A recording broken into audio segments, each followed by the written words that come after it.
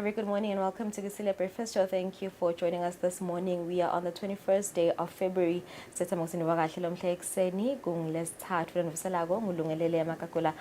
my co-host Shimnagbili. How are you this morning?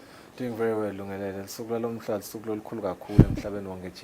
It's International Day of Mother Language. Naswati ke singasho ukuthi lusuku lapho khona sibuketa kakhulu lulwimi lwemdzaba. Kahle kahle namhla kumele ngabe sikhuluma nje leSiswati sodwa in commemoration of this day. Sibukelwa nama diplomats sesitawuthi kufuna nabo sibabambise sikhulume isingisi kancane. Kodwa nje ya kubuka losuku lwalomuhla sitawukhulumisana na Thobejane Magagula lochamuka lapha kubabukisi foundation labathi ke lwati nebuve yingcebo. Sifuna kuvaka abantu ukuthi kumcwa kangakanani ukuthi silondoloze ulwimi lwesiSwati ikakhulu nyalo emhlabeni njengoba nje khanjiswati ilimi letiningi kuthiwa asibe ma linguists kungathi lelimi lwesingisi lihanjiswa embili kakhulu njengoba kungilona lelwabitwa ukuthi it is an international language esikhona ukuthi sikhulumisane nalabanye abantu emhlabeni ngalo kodwa kumcwa kangakanani ukuthi nalolwimi lwethu lwalapha ekhaya silulondoloze. Thobejane Magagula utaphendula imibuto leminengi lekulolo hlangothi lolo uma kugabanca insimbi yesikhombisa. Kanti ke ngafa 6 sitawube sinaye Xolani Hlatshwa kolong country director wemkhankaso i1 billion rising campaign kanzela ukuthi 18 artists this weekend in Eswatini have joined the 1 billion rising festival on ending violence. The festival aims to call to action everyone that gender-based violence is a life-threatening issue. Kanti ke lapha evene Eswatini gender-based violence is a persistent challenge based on the engagement with communities through the community circles on ending GBV that have been established by 1 billion rising campaign and some supported by other stakeholders. There is a dire need that GBV is understood as a life-threatening protection issue that needs to be taken into account and prioritized by everyone. Sinaye Xolani Hlatshwa kuhambisana ne-artist lowatiwa nga-courtesy kuvaka abantu ngale festival sokumele ukuthi ke baba nawo nama-community visits lapho bathola khona letinkinga letibhekene nebantfu lemimangweni and solutions as well kuvaka ukuthi singayincoba kanjani le GBV. She'll be joining us at 6 lomuhla kungmanje sibuke nadi lethamba imbili maphephandzaba.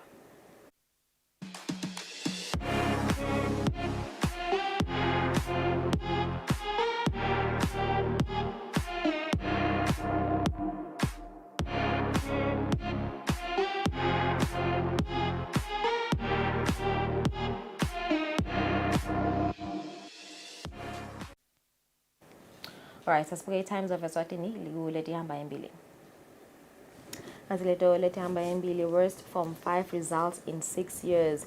COVID-19 unrest promotions cited for drop in EGCSE and IGCSE pass rate. Manzini tops, St. Mark's dominates again. Some top performers speak. Why results not available through SMS? Education Ministry is against withholding of results for owing pupils. More on page 2. Kansiguleti Thambe Mbili Mthandeni Baqede hire 3 advocates and 2 lawyers. In other news, 17 terrorism suspects were tortured in prison. Kanti ke umphathi wamaphoyisa uthi gangster terrorism headache for cops. Kutemidlalo ku Times of Eswatini. Familiar ghosts stand in Eswatini's way. Fair Africa Cup of Nations draw for Sihlangu. They begin their journey to 2025 finals against fellow minnows Somalia. Twake Sihlangu Semnigadi have again been drawn against Somalia, a nation closer to the basement of the global football charts in the Africa Cup of Nations qualifiers preliminary round. On another story, birds drag leopard to new slaughterhouse. The MTN Premier League epic clash between Babane Swallows and Royal Leopard has been penned for the newly constructed Mkuzweni Technical Center. On another one, SuperSport Edge Cape Town City kubeke 1-1 draw lamaqembu lawa uma adlala kanye kanye. Yegcina ithi Sundowns hit 6 past La Masia.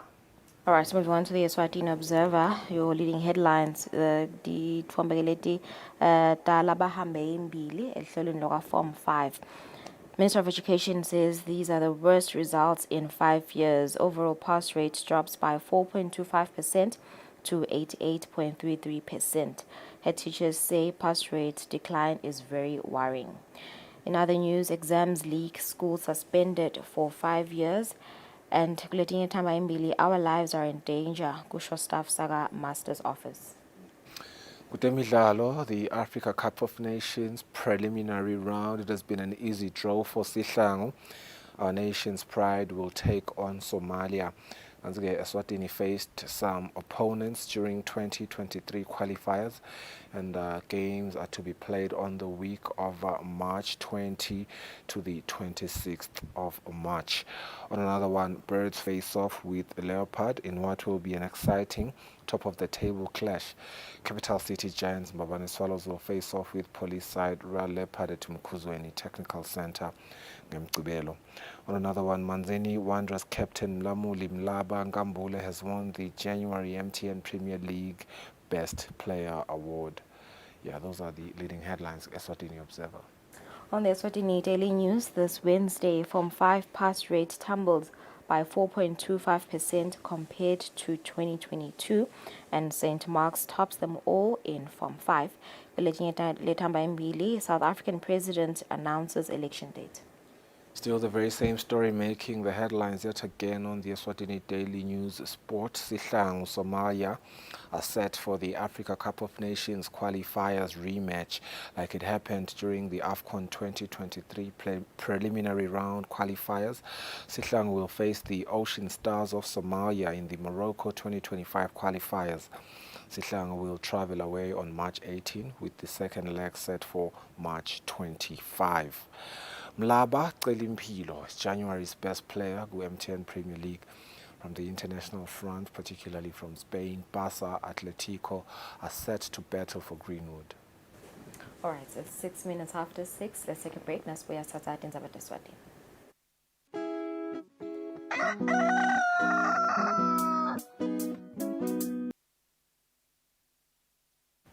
Siphohlongo imizuzu kubumbene insimbi yesithupha ke sibuka nathi indzaba siswati. Izinga lekuphasa ebangeni la ka Form 5 etifundvweni te-EGCSE kanye netifundvo letifaka emakhono i-EPCSE lehlile. Kanti ke ngekusho kwendvuna yelitiko letemfundvo umhlonishwa owenqumalo lizinga lekuphasa kule EGCSE lehle nga 4.25% uma licathaniswa neminyaka wa 2022. Lizinga lekuphasa eluhlweni lwemakhono lona lehle nga 3.06%. Indvuna ithi lokhu kubangwelwe ukuthi labafundzi baphatamiswa ngumkhuhlane i-COVID-19 kanye nebudlwangudlwangu lobabakhona ngeminyaka wa 2021. Indvuna beyikhuluma uma yethula imiphumela yaka Form 5 emahhovisini yalelitiko. Imiphumela yeminyaka wa 2023 welihlolo lwaka Form 5 selethulwe indvuna yelitiko letemfundvo neqeqesha umhlonishwa wenqumalo. Bafundzi lababhala loluhlolo babe ngu-19,326. Indvuna yetemfundvo umhlonishwa owenqumalo nayethula lemiphumela ithi sifundza sakaManzini sambe embili kule miphumela. The 2023 national pass percentage declined from 19.58% in 2022 to 88.33% in 2023. This means the EGCSE pass rate declined by 4.25% in 2023. The Eswatini Pre-Vocational Certificate of Secondary Education Program was examined for the third time in 2023 under the accreditation agreement with Cambridge. You will recall that the EPCSE program is now equivalent with the EGCSE program. Credit pass rate. Sikotsi sakaManzini sithole 29.12%.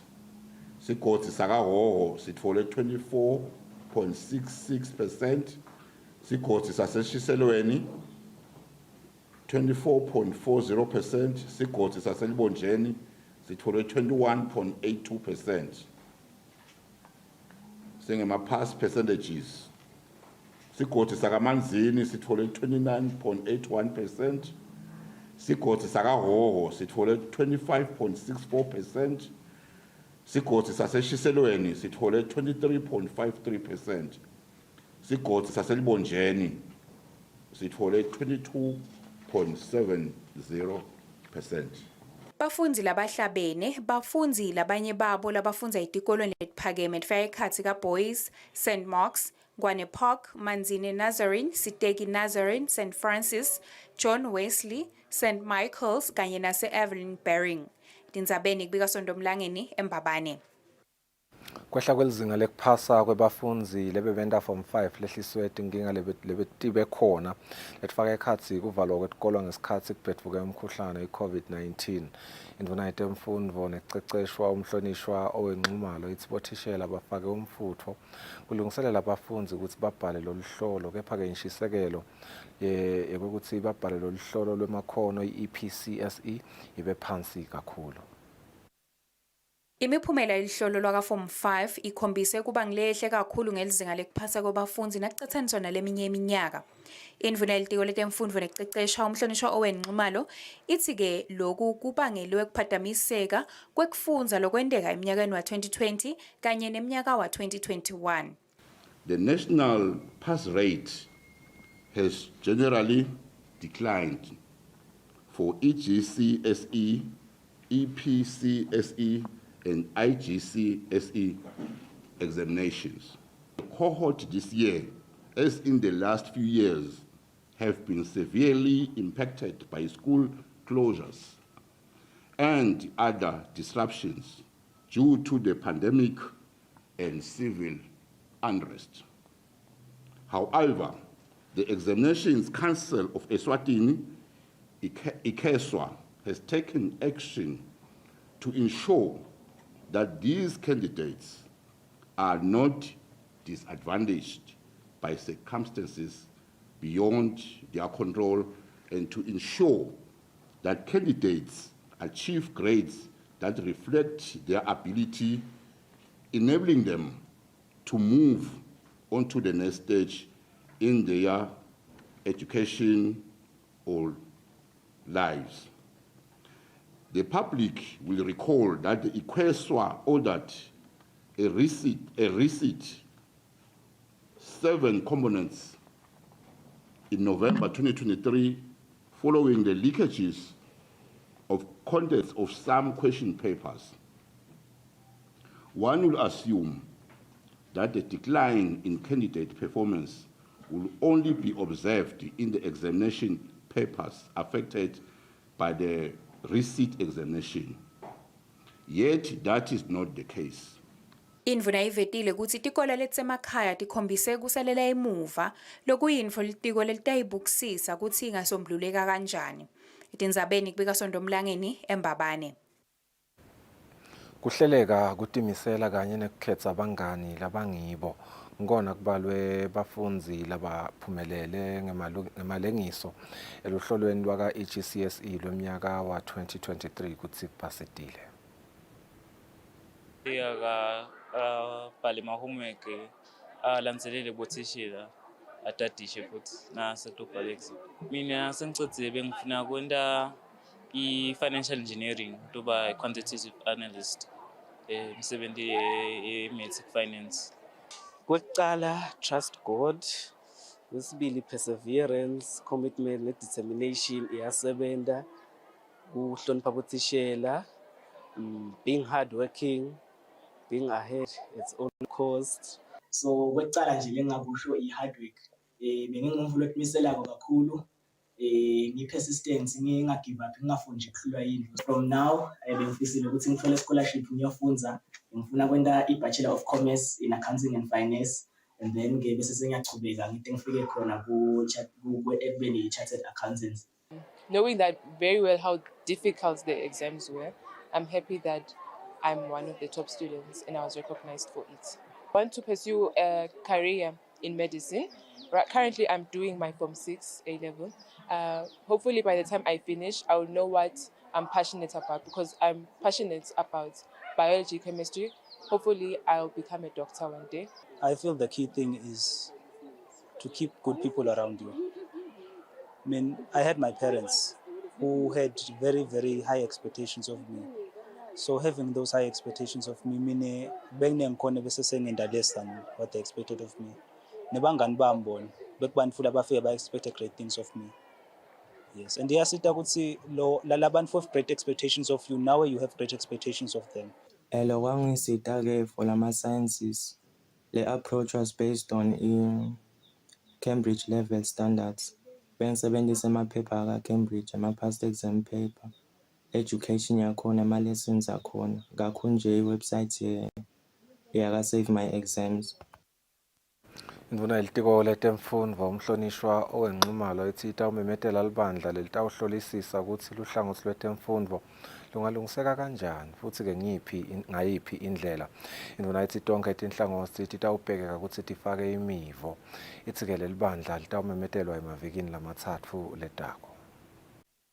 Ibandla sitalimemetela litawubuka lokuthi isimo setemfundvo eSwatini sisigucula kanjani.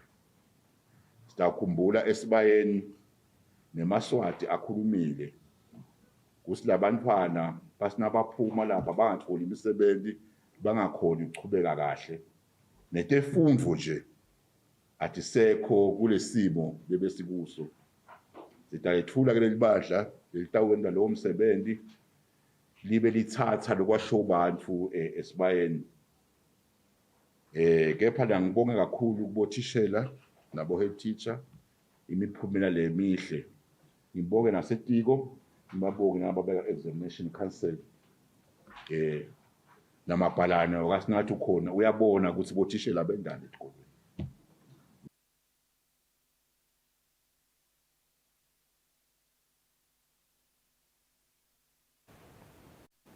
Indvuna yetemtsetfo uMvana Nkosi Simelane ivakashele umnyango wekucondzisa tigwegwe Big Band. Kanti-ke kulolu vakasho indvuna ivusele tisebenti kanye nalabo labagcinwe kulo mnyango. Sasa lithuba kwekuthi sinivusele sitonhlola nekuthi impilo injani niphethe kanjani. Kepha-ke awu siyabona bonkosi ukuthi cha niphetheke kahle sibili. Sibonga nje naye uhulumende wembube wengwenyama kwekuthi akhe lihlelo kwekuthi cha mase ningala nitofundiswa nemakhono lehlukahlukene niphinze nondliwe ngato takamoya. Kuthi-ke sidumisa lokho bonkosi thina-ke siphinde siphethwe nakamhlabuhlangene lapha kubukwe khona emalungelo abantu ukuthi anjani. Sitawubhala nje sisho ukuthi awu ebhalekane sibakhanzile bekunene cha kuhle kude lokunjani. Loyo bekakatsi alunga lephalamende lenkhundla yaseHosia Mduduzi Bacede Mabuza kanye naloyo bekalunga lephalamende laseNgwempisi Mthandeni Dube labalahlwa licala lekuphula umtsetfo lolwane Phekula Sikhuni naloke wekubulala lamabili sebangete bo-advocate lababili kuleli cala. Labo-advocate lababili belive laseNingizimu Afrika nguBashini Ruji kanye naMyron Jurens.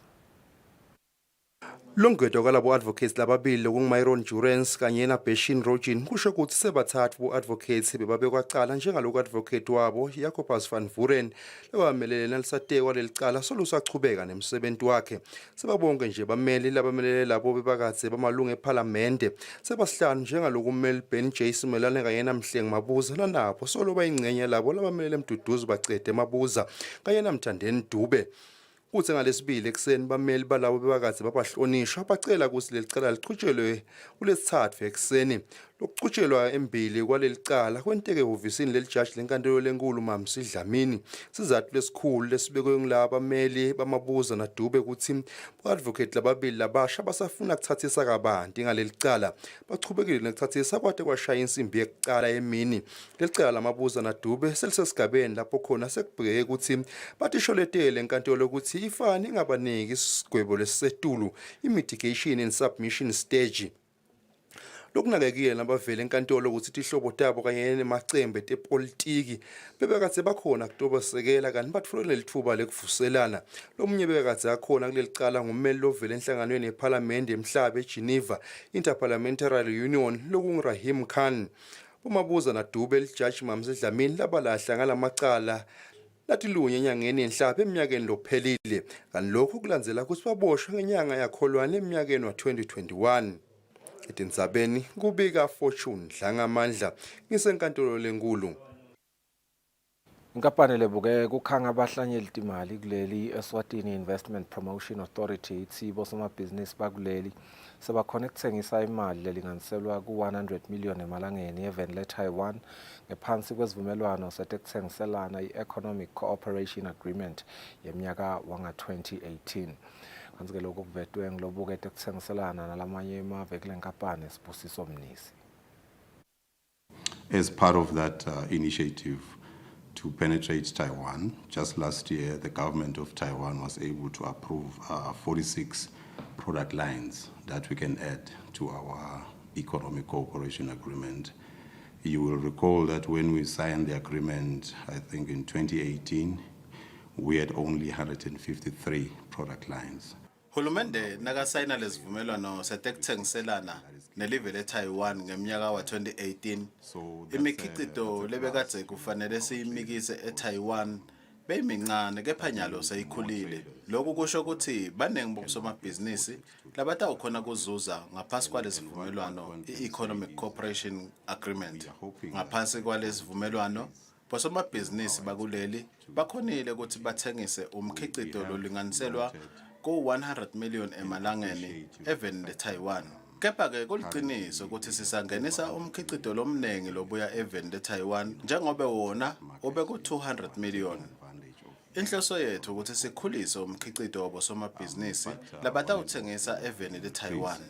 Because when we signed the agreement again, we were talking about less than 5 million in 2018, but the figures now are over in the region of 100 million. Inkampani lethenga iphindze ithengise tibhid for inambot ithi inetinhlelo letahlukene letihlose kuthuthukisa abalimi kulolu hlangothi lolufaka ekhatsi tikhwama letahlukene.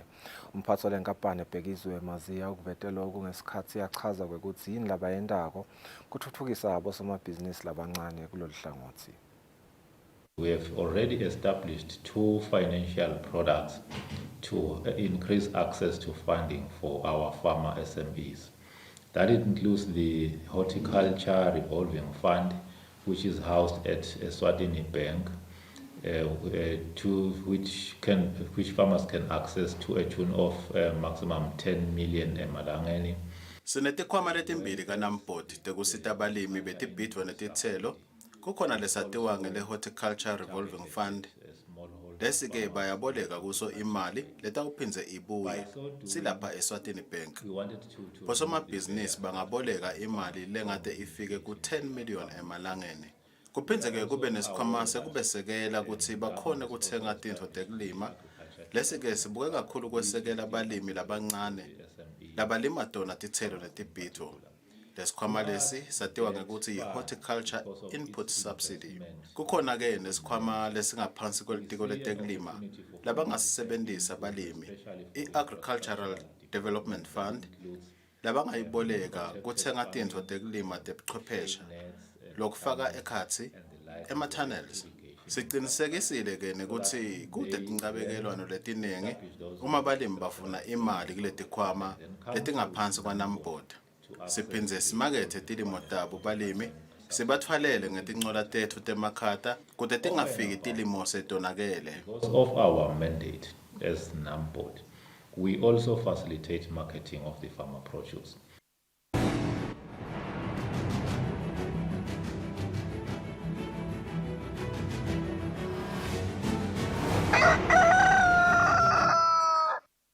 Kwezemidlalo likhethelo lesive sihlangu sebnikati litawutfolana eTulu nelikhethelo lesive laseSomalia emidlalweni yekuhlunga emave latawungenelwa yindzebe ye-Africa Cup of Nations emnyakeni wa-2025.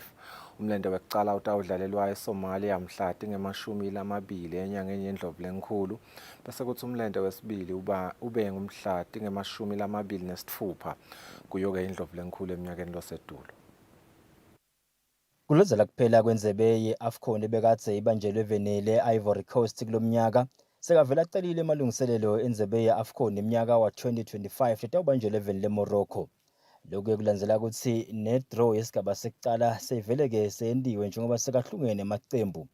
Kanti-ke la maqembu ahlungelwe endlunkulu ya-CAF leseGibhithe.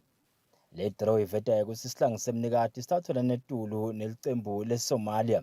Sihlangu sadlala nayo iSomalia esigabeni esifana nalesi nakuhlungelwa indzebe ye-AFCON lethanza kuphela. Kuloyo mdlalo loyo isihlangu sancoba ngamagoli a5-1 emilendeni lemibili. Ngesikhathi-ke sidlala ekhaya isihlangu saphumelela ngamagoli 2-1 amagoli ashaywa ngisabelo Nzinisa nafanelo Mamba.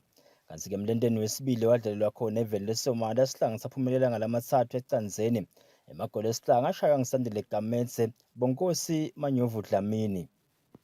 Kanti-ke emlendeni wekucala isihlangu semnikati kubheke ukuthi sivakashele bona baseSomalia mhla tingemashumi enyangeni yeNdlovulenkhulu kulomnyaka. Kanti-ke iSomalia kubheke ukuthi lesetinyawo Eswatini mhla tingemashumi kuyo inyanga yeNdlovulenkhulu. Kuleminye-ke imidlalo likhethelo le-Sao Tome litathola neTulu neSouth Sudan bese kuthi Chad yona idlale neMauritius. iDjibouti itawuvakashela live leLiberia. Umbiko ohlanganiswe nguLington Gule naFabrice Msone lathombeti itholakele kaCAF. Baqeqeshi bemacembu lamane lasemathubeni kuphakamisa indzebe ye-MTN Premier League bathi yawubanjwa ngileshone nayo kule midlalo leyimfica lesele. Iya ngekuba mnazi kakhulu indzebe ye-MTN Premier League ya 2023-2024 ikakhulukati njengoba mane amacembu lanemathuba lamahle ekuyiphakamisa lenddzebe lonyaka. Emacembu sakadlala imidlalo le-17 kanti-ke kusele imidlalo leyimfica nje kuphela ukuthi igocodo lenddzebe. Licembu lelihamba phambili kwamanje licembu le-Young Buffaloes ngamaphuzu la32. Umqeqeshi waleli cembu uMandla Dlamini uthi bayifuna kakhulu kunalabanye amacembu lamathathu labalandzelako. No, lena siyidzinga mbamba. Kuyangiphatha ukuthi siyidzinga mbamba. Sengicedzile, sayidzinga. Licembu le-Royal Leopard lihlede endzaweni yesibili libambene ne-Young Buffaloes ngamaphuzu lokubahlukanisako ngamagoli nje kuphela. Umqeqeshi waleli cembu Edwin Mathebula uthi lekubheka ukuthi bakwende ukuthi bayiphumelele yonke imidlalo yabo lesele uma ngabe bafuna kuyiphakamisa lenddzebe. Because uma ngabe ufuna i-championship you need to be consistent. Then uma ngabe we win 2 games, the third one we draw, then consistency ayikho kahle. So it's a challenge. Licembu lelivikela lenddzebe iGreen Mamba lesithathu ngamaphuzu la31. iGreen Mamba ngiyo leyanqoba sigaba sekucala salenddzebe pheceleti i-first round. Kanti-ke lokho kubabeka emathubeni lamahle ukuthi bangahle bayiphakamise nabo. Umqeqeshi Ernest Mavuso uthi akukameli balahlekelwe ngemaphuzu uma ngabe bafuna kuyiphakamisa lenddzebe. I'll be happy if singakhona ku-maintain i-performance lesedulu kanje ngalena yale first round. Even though singeke sithi kukhona lesingathi sifuna kuwa lose ama-games, but it happens because it's the game of football. But ngigcineni kwako konke we want to defend the league. Licembu lembabane Swallows lihlede endzaweni yesine ngamaphuzu la30. Kanti-ke iSwallows kuphela lahlekelwe njengomdlalo munye kulamacembu lamane lahamba embili kulenddzebe. Umqeqeshi Caleb Ngwenya unelethemba lelikhulu ukuthi basetawenda latimanga. The second round, it's still a long way. Not necessarily that it is putting us under pressure, no, it is not. We have our own games, they have their own games. Kule midlalo lemfica lesele noma ngabe ngiliphi licembu kulawa lamane linemathuba ekuyiphakamisa lenddzebe. Lokumnanzike kubalandzeli ukuthi lamacembu lamane asetawudibana ona odwa. Umbiko ohlanganiswe nguLington Gule naFabrice Msonera Sembabane. Tingakwenza bateswati sitawubahlola imakethe sitawubuya sichubeke nalo hlelo.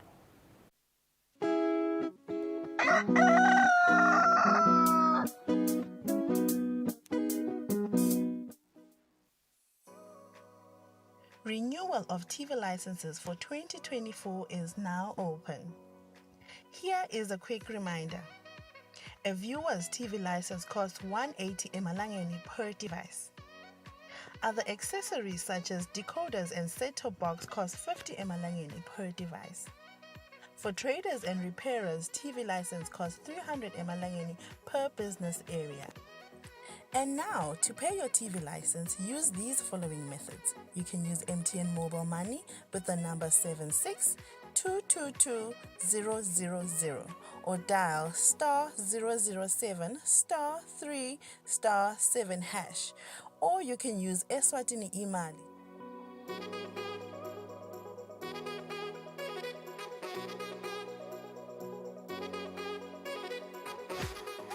And you can pay our TV license at any post office in the country.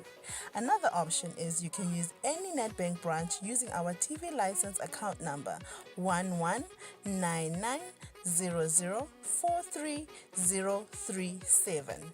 Don't forget, when paying for your viewer's TV license, reference with your PIN at all times. And when paying for a retailer TV license, reference with your TIN at all times. For more information, call us on 7802-4543 or 34050163 or 34020879. And you can send us a WhatsApp message on 762222000. Be sure to catch Business Watch every Wednesday between 2 p.m. to 3 p.m., where we feature the latest updates on business news, market trends, and exclusive interviews with industry leaders, as well as insights on emerging small and medium enterprises in the commercial sector. Business Watch, your business leader.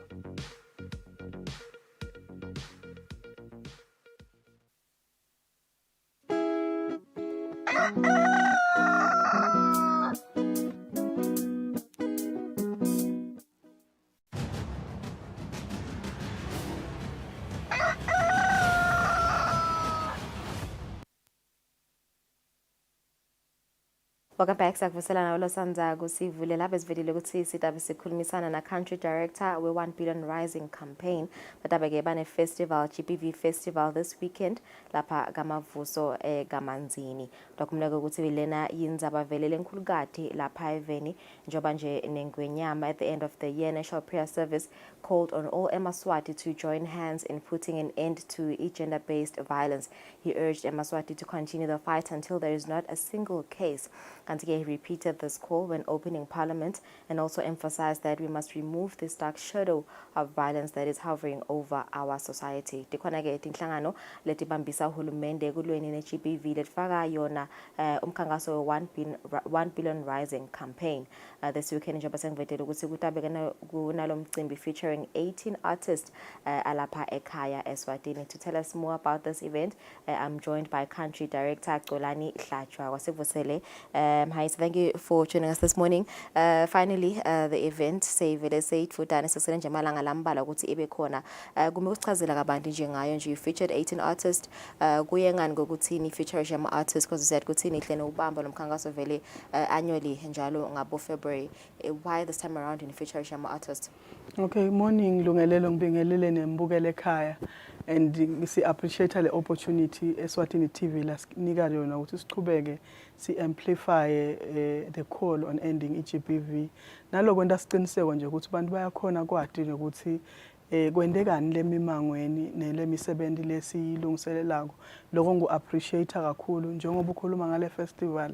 Ngiyafuna lokhu kuveta lokuthi Eswatini TV lenye ye media houses le supporter the campaign ukuthi ibe khona ukuthi sente siqiniseko sekuthi kuhlukubeta siyaqedza event la kangwane. So this year lokuthi sikhethe ukuthi asifocus on using art. Art siyati ukuthi it's so powerful in such a way ukuthi iyabahlanganisa abantu and a message leni ngenise through art iyahlala and it lasts longer. Akusho nje ukuthi nithi nangikhulumile enyalo umvu bese uyakhohlwa. And ithineke singemaswati siyathi ukuthi ingoma nasoyivile namuhla lenemlayeto uchubeka solothi noma ugeza teacher ekhaya lakho uthi khanze soyihlabela uthi noma ngabe umile kweluseni ungibabe noma emsebentini ibuye lengoma la ngcondweni.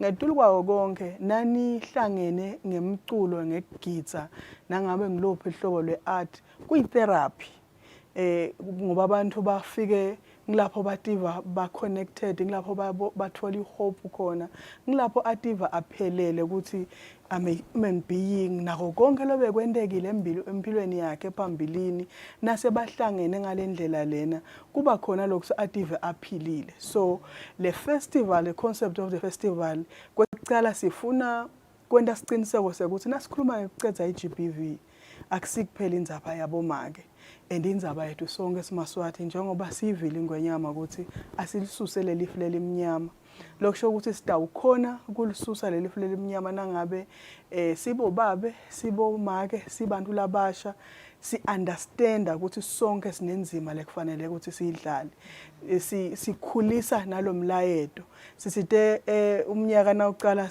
sahlangana neliphini landvunankulu lenalo beligcizelela ekuthena siqhamuke netindlela letilona letitawu ikakhulu nawubuka i-prevention in terms of awareness raising noma kufundisa abantu ukuthi how do we amplify the call. So lama strategies lawa of using art and bringing everyone together and labantu labatawe bakhona lungelela akusikuphela ukuthi ngilaba semadolobheni bakhona nabatawe basuka emakhaya lesitabe sibachamukisa letigungwini latawe bakhona sekukhona ke nale youth lekhona around town nema NGOs nahulumende ndigaba lematiko lahlukahlukene kushoni ke lokho kunika sithombe nanguyumfu lomusha ukuthi iyathi lendzaba yeGBV iserious ayisisukumeleni kunika sithombe nanguya make nababelo semakhaya ukuthi hayi angiyilwa ngedwa lendzaba live lonke liyisukumele. So that's the reason why sithi asisebenzise art kuze kuthi wonke umfato oyiva kahle lento at the same time bantu abafundziseke. Yeah. Sizakhuluma nje Xolani ukuthi nini you're one of the organizations mhlambe lenenda ama community visits ni raise awareness on GBV ni visise kahle letinkinga letle emakhaya ukuthi yini kahle lena lebangavele lolu dlame and also try and find ama solutions kuso sona lesive ukuthi kungentiwa kanjani ngancoba kanjani le GBV. How much of a problem is violence nje based on mhlambe lama community visits esenavakashele people aware ukuthi vele kunalemvo lena lekhona eveni nekuthi ngitiphi leti mhlawumbe tisombulula but ivetako ukuthi idingentiwe kuncoba iGBV. Ngiyabonga kakhulu lungelelo indzaba yeGBV iserious even la kangwane. I think lokunye kwako lokusende sachamuka ukuthi as much as 1 billion rising globally sinala ma festivals but thine 11 la kangwane sisithe nasibuka kuleti gongu tekucocisana kwavela kakhulu strongly we baholi bemimango bomake bobabe insha baba nalesifiso ukuthi uyathi we need ukuthi sende abantu ba understand ukuthi indzaba ye gender based violence it's a life threatening issue. Ubuka ukuthi kule mimango lesikiyo nalengekho la sikhona lesibona ngama report lavela ku TV nasemaphepheni nasemaredweni bantu baluza imiphefumulo bayafa abantu lomunye ufa ngosufela enhlandleni temhlukubeti lomunye ufa ngekuthi akasakhona ukusimela lesimo ucolela kuthatha umphefumulo lomunye le stress lahlangabetana naso ngenxa yalokuhlukubeteka nekucinzeteleka kumbangela tifo tsite kuphinze kwende nje nebantu labakhulako noma labaphila kule society kungabi bantu lesingathi nawuhleti nabo utawuva uphephile ngoba bakhula from a violent society noma emakhaya noma emangweni lapho kunedlame khona. So konke lokho kuyendekele emango ukuthi siyadzinga lokuthi uyathi wonke umfu I understand and lokho sijabulisa ukuthi sikhuluma ngaleni nahulumende naye uworried tinhlangano ti-worried onke netinhlangano etilekelela hulumende ama development partners lokungema embassy nawo a consent ukuthi lenzaba ye-GBV even la kangwane isesimeni lesibi kakhulu lekubita ukuthi sidinga lokuthi sonke sisukume ngingasho nje ukuthi such platforms atawu create kamhla ka-24 atawu babisela babuyele etigungweni tabo emangweni kube khona labakuthethe njengoba kwekucala nje sinetinhlangano leti more than 28 lesetivele ticonfirmile ukuthi kutaba nema-stalls ato lapho abantu bataba khona labakufundzako khona bathola information njengoba thina siyi-campaign sikholelwa ekutheni angeke thine sodwa silethe lishintsho but sidinga i-solidarity around the issue lena munye ngamunye khona sigaba la sidlalako ngiyaticela lokuthi vele i-GBV is based around kuhlukubeteka kubomake kanye nebantwana but also we've seen cases abobabe nabo uvele ukuthi nabo bayahlukubeteka so in this case njengalokuthi sihlala sithi GBV against women and children ingabe bobabe mhlambe nanisakhulumisana nabo le emimangweni bayaveda inabo tikhalo tabo ukuthi mayena nathi siyahlukubeteka cela nisiteni kukhona nje mhlambe leyo nje imibiko lenitfola ke bobaba ngiyabonga Lungelelo boba bayahlukubeteka and kulama nasikule tigungu tekucocisana ngoba si creator nale platform lapho bobabe baba bodwa bakhulume bodwa bakhululekile angeva ngazi ukuthi nase ngikhuluma ngihlukubeteka kwami kunabomake noma kunebantu labasha ngathi sekukhona lapho ngiva ngincipha khona so bayahlukubeteka and labanye babo na uhlala ubuka lokuhlukubeteka wena Lungelelo kulichungechunge lelichamuke emuva lo ukhanze ukuthi uhlukubeteka nje lo babe kukhona indlela thite ukuthi utaleke kanjani kukhona ukuthi bekwendekani empilweni yakhe asakhula lokumende wabangile lo muntu la nguye labanye ukutshela ukuthi lelilaka lenginalo ngikhule ngishaywa mina ngathi sikhula ku society lethi indoda kufuna vele ibe nalenkani ibe nemandla ibe nalokutreatwa ngendlela lengathi le rough lokubendeke bona nabo nasebakhulile babo babe bathi ukuthi nangabe unemfana noma unemfati ekhaya lakhe nakuchamuka yena kufuna bathi ukuthi sofikile whether sebayabhaca noma bendani ngoba yena sokhona so le abuse uyayibona ukuthi iba yinze lapha ichamuka khona lo munye ngenthukuthela nje ukuthi yathi ngikhuliswe ngibona make ashayo ngathi ukuthi umfati uyashayo naye soyakwenda lokho lo munye ngebuhlungu bento letendekile empilweni yakhe abe nenzondo mhlambe uhlukubetwe ngowesifazane emehlo akhe nakabuka umuntu wesifazane unenzondo ngaye so banako lokuhlukubeta so ndlela thite kuba khona lapho kuchamuka khona so kungako nje sithi kuze sicethe lokuhlukubeta lapho utawukhanza ukuthi lo make soyahlukubeteka asesibuke ukuthi uchamuka kuphi lo babe sikhone kulapha leso simo leso ngilapho ke siphinde siprovide lama healing sessions ema survivors of violence kuthi lo muntu akasikhweshise lesimo saphambilini lesimlethela ukuthi abe nenthukuthelo kanjalo sibuke labo make ukuthi bomake naba labo babe bayahlukubeteka yini lenenda ukuthi ube nenzondo kangaka kumuntu wesilisa uze umphathe ngalohlobo lolu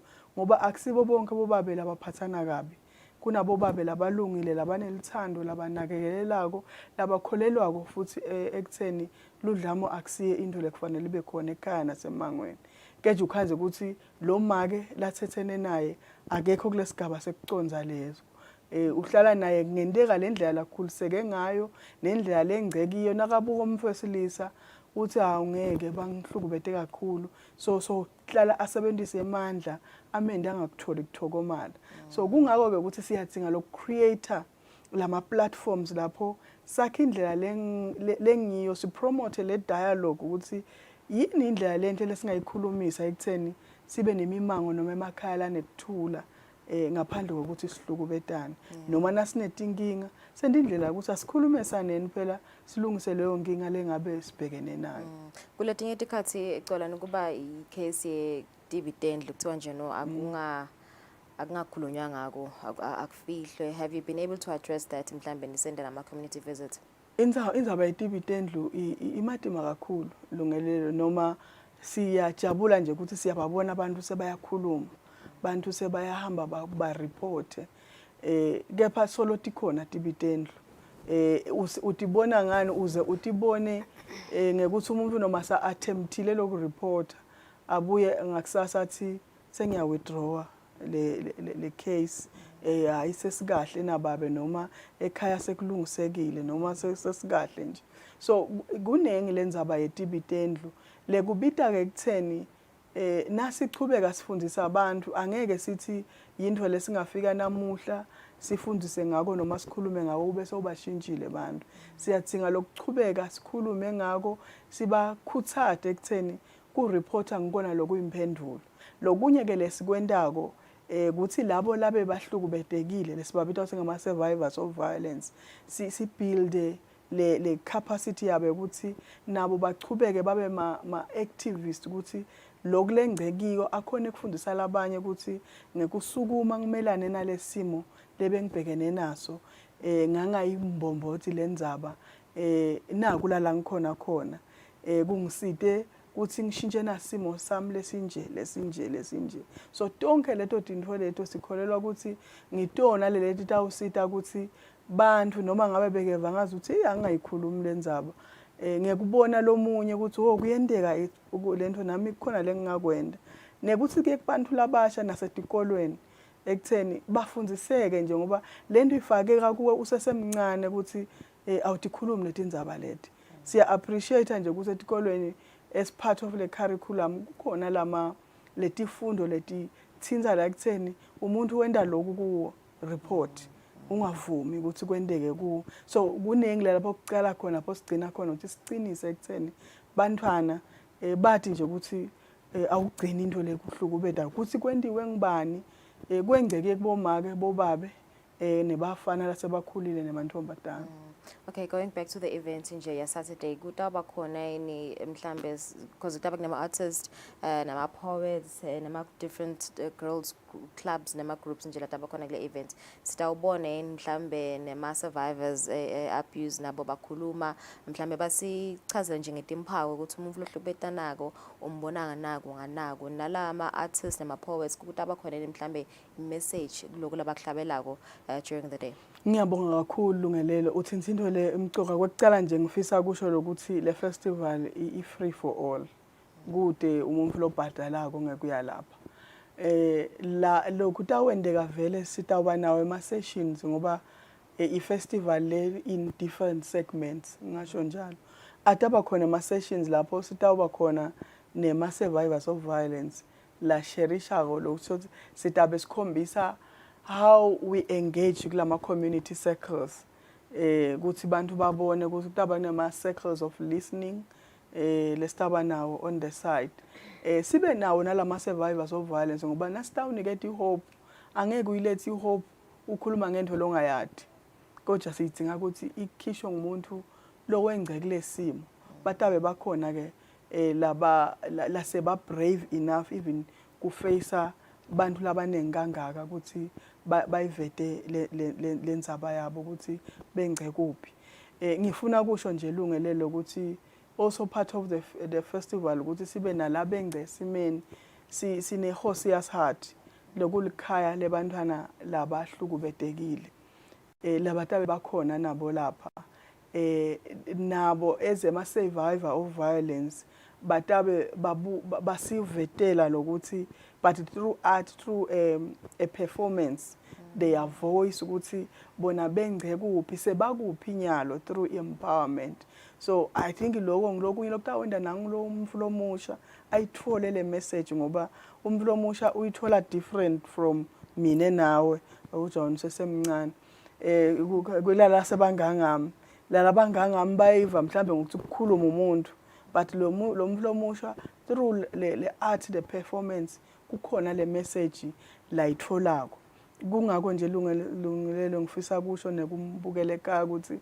sitabe futhi njengoba kunaleli khaya lebantwana labahlukubedekile kucela nje kumbukele ekhaya ukuthi useta lapha entrance is for free but kube khona lokuphathako uba donate kuma stalls abo le Hosia's Heart Eswatini epilepsy ne autism Eswatini whatever lokungaku donate kutabe ema stalls abo bangaya bafike babude ukuthi kwendekani ngoba lawo ngama organization la sebenda nebantu labahlukubeteka kakhulu.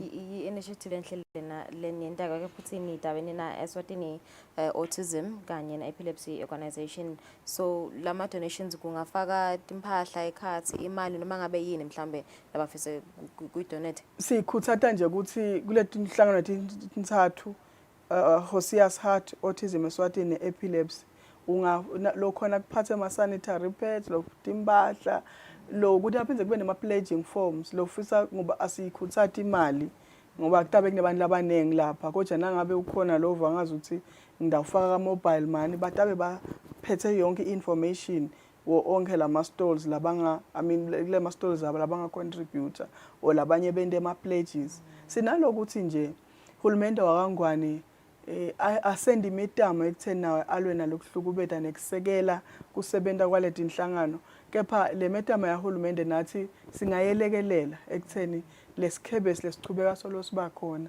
yini simaswati lesingakungeta kubalekelela kungabe ama individuals kungaba inkampani singakujabulela kakhulu lokho ngoba ekugcineni kwawo konke sifuna kuphila emhlabeni lapho kude edlame bonke abantu baniketwa lithando bonke abantu banakelelwa abadiva batakhamuti letiphelele eveni lakangwane. Kuma singasamaphethe nje kucelani vele solo siyanibona cishe onke nje ama organizations labo ke donatins abathi malungelo abo make nebantwana they've been calling for the declaration of GBV ukuthi nayo ibe emergency lapha eveni vele nasekwendiwe njalo Gcolani ufuna kuvula ukuthi vele ngabe utawube sekushintshani yini lena lenifisa ukuthi yendeke mabe sekudeclare ukuthi GBV emergency. Lungelele kunengi kakhulu lokutawushintsha nasingayibalula ibe sehlakalo and nase sideclareile kushintsha nalendlela abantu laba iresponse yabo on the issue nawubuka ngesikhathi seCovid indlela bantu bese beba responda ngayo nasesikhathi ku-era lapho i-HIV beyisetulu kakhulu lizinga eveni lakangwane so sikholelwa la ekutheni nase siyibalo lesiba sehlakalo nalama resources lesipheka ukuthi are limited as much as hulumende ati-allocate i-budget njengoba beyishita ingwenyama for ku-address i-GBV but you might find ukuthi leyo budget ayisi enough so kubita kuthini ke kubita ukuthi siphinde sithole additional support from tinkampani noma ema development partners langa support and lokho kusho in ke nase siyibalulile nalabantu labasebenta kuleto tingoni leti responda kulesehlakalo kungaba inhlangano kungaba matiko ahulumende amaphoyisa social welfare inkantolo siyakhona lokuthi sibuild le capacity ukuthi nase basita labantu babanikete isupport lengiyo angeva umuntu ukuthi mina ngisaye emaphoyiseni mosikuhlekiswa ngami sifuna kufika kulesigaba lapho lokho kungesendeke kusangasakhulunywa ngako umuntu wativa phephile nakafika ephoyiseni umuntu bave nakaye ka social welfare ever asidakele tinkantolo abantu batethemba ukuthi ngilapho sitawuphepha khona and litawugcina ke nalelivangeli lekukhuluma ngalokufundisa ngalokulwa nekuhlukubeta ngaba kusemasontweni emimangweni etikolweni so wonke umuntu utawukhona lokuthi ayisukumele nalamakhaya lapho abantu nabahlukubetekile bangabalekela khona atawukhona lokusekeleka ngoba phela kwanyalo vele sisesimeni lesibi eveni lakangwane lokhanza ukuthi bantu bafela etandleni tebahlukubete ngoba kude lapha ngabalekela khona ngoba noma ungavula likhaya lakho ukuthi buyito ongena landlini labahlukubete banyalo utafika ahlasele lo phinza ahlasele nawe lothi uyalekelela. Okay, kokugcina you did say ukuthi i-entrance imahala so sive samaswati sonke semukelekile umsebenzi uqala ngabani next week nje ukuthi uphethe ngabani mhlambe netimenyo letibalekile leni inviteile. Ngiyabonga kakhulu Lungelelo umsebenzi umhla ka24 February sidabe silapha emavuso siqala nga8 uzuphele nga3 entsambama sikhuthatha nje amaswati ukuthi asisukumeni sonke timenyo letibalekile sidabe sinalo li office leliphini landuna nkulu leli tabe likhona sitabe sikhona sinabo bombasada labaqhamuka European Union US Embassy nese Taiwan laba sevele baconfirmile but labanye sisegadzile ukuthi ingabe bata ukuthi sive ukuthi baya confirma yini bombasada sitabe sinawo baphathi be-MTN nekungibo laba siphindze basichasile basisekela ekutheni sibe nawo lo msebenzi lomkhulu kangaka even siyakhuthata nje ukuthi tinkampani atiusukumele lo moya wekulekelela nekusekela ngoba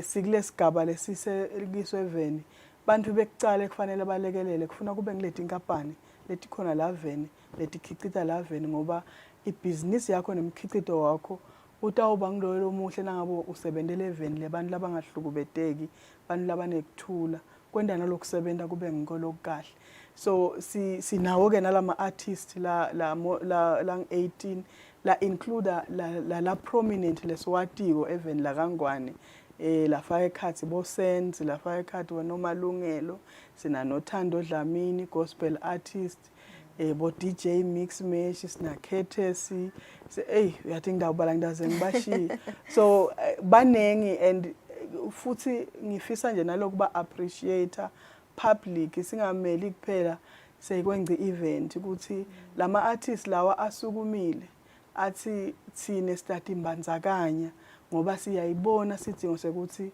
sibe seveni lapho kude khona lidlame so siba appreciate kakhulu nje ukuthi basukume bangahambisi imali embili labanye abantu uthi na ubabuka uyathi futhi ukuthi badure kangakanani but bathi no sifuna kulekelela live ekucedzeni ihlukubetha sijabula kakhulu siba appreciate kakhulu nalabo labachamuke emasontweni ngoba lama artists ahlukahlukene sende siciniseko sokuthi asingafaki kuphela labatawujayiva kodwa siwafaka nalabo basemasontweni sidabe sinabo bishop laba performako lokho kukhulu labachamuka etinhlangothi ehlukahlukene ebandleni emaZayoni sina Bishop Gcina sina Bishop Motha naye lotabe akhona so nebantu labasha because kuko konke lokho losikwendako kufuna abantu labasha nabomake there will be beautiful cultural performance latabe endiwa bomake ngoba lobuve bethu njengoba umuhle kangaka lungelelo kusenda even namhlaba wonke nasisenda imessage obese uyabuka umbuzo wo ngemaswati la lakhulumako so kutabe kuhle kakhulu all right thank you sibonga kakhulu Xolani for joining us lamhlamukele so divele ukuthi 24 February this coming Saturday emavuso Center kaManzini kutabe kukuhle kakhulu impela featuring 18 artists a 1 billion rising campaign itabe ibambe GBV festival starting from 8 until late entambama sibahlele tamakethe sibhenete nzabade singisi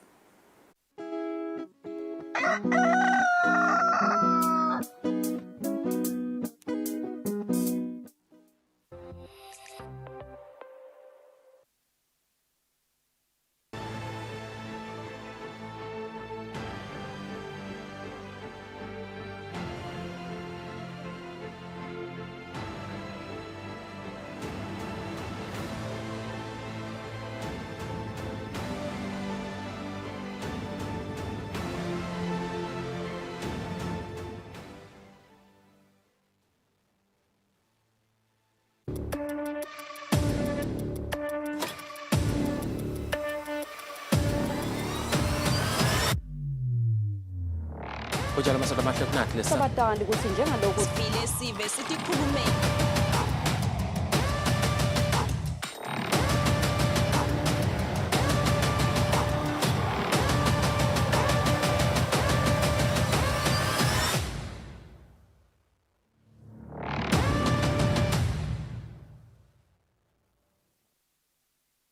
Residents of Simunye and surrounding areas are notified that intense TV license door-to-door inspections are being conducted in the region.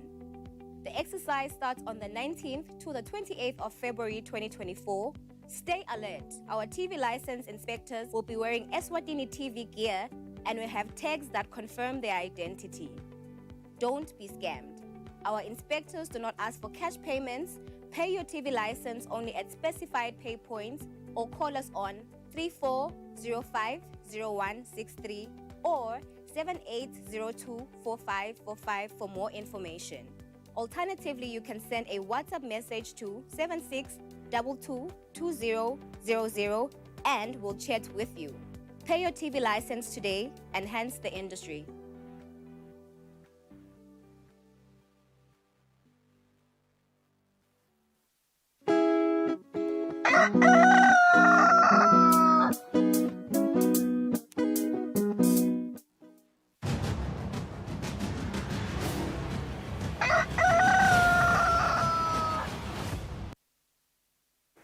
Welcome back. It's 7:08. This is the news.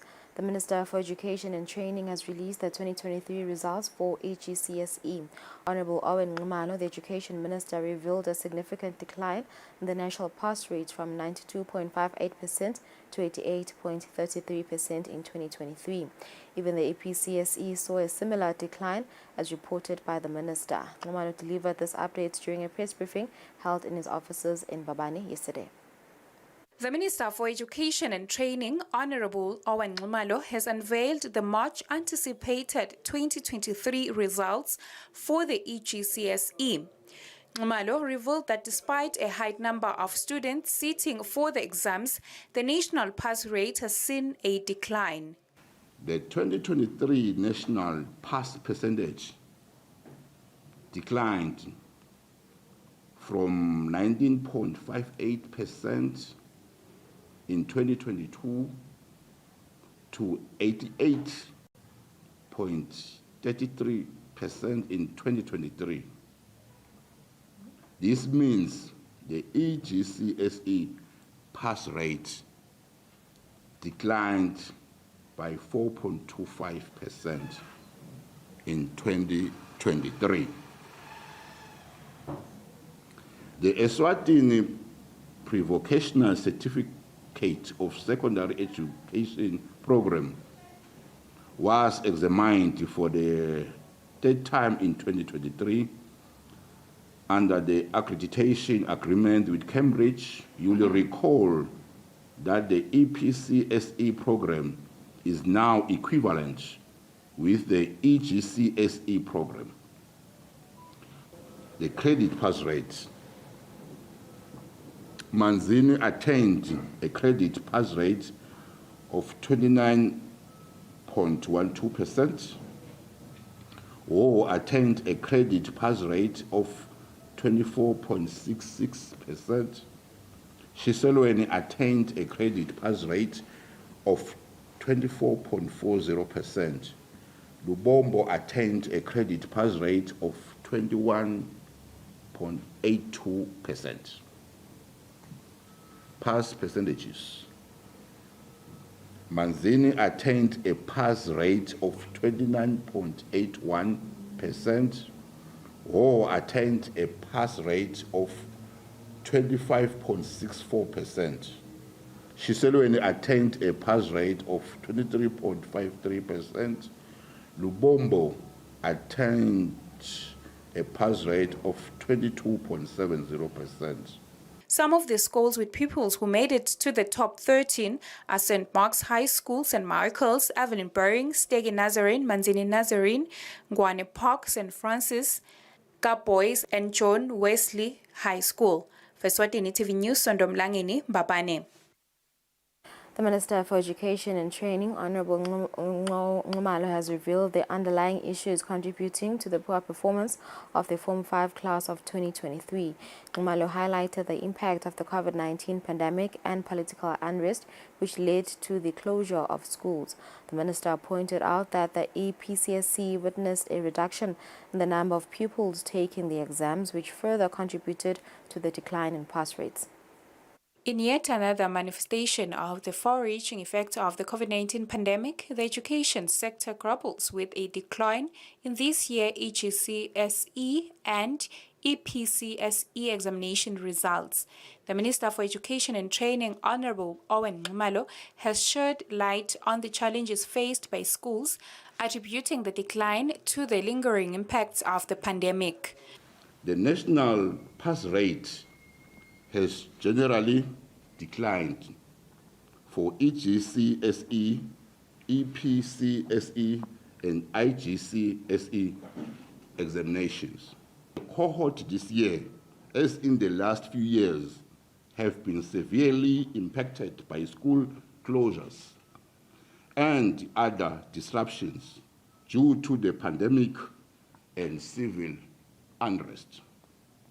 However, the Examinations Council of Eswatini, ICESWA, has taken action to ensure that these candidates are not disadvantaged by circumstances beyond their control and to ensure that candidates achieve grades that reflect their ability, enabling them to move on to the next stage in their education or lives.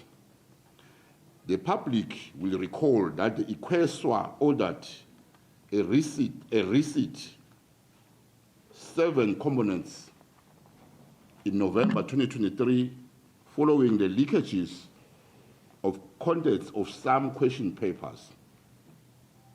One will assume that the decline in candidate performance will only be observed in the examination papers affected by the receipt examination. Yet that is not the case. The minister raised concerns regarding the representation of rural schools in the top performing category. For Eswatini TV News, Sondomlangeni Mbabane. The key attributes that made some of the top students pass with flying colors in the 2023 EGCSE examinations are determination, being organized, and associating with good friends. This was disclosed by the students after the Minister of Education, Honorable Owen Ngumalo, released the EGCSE and EPCSE results for the year 2023.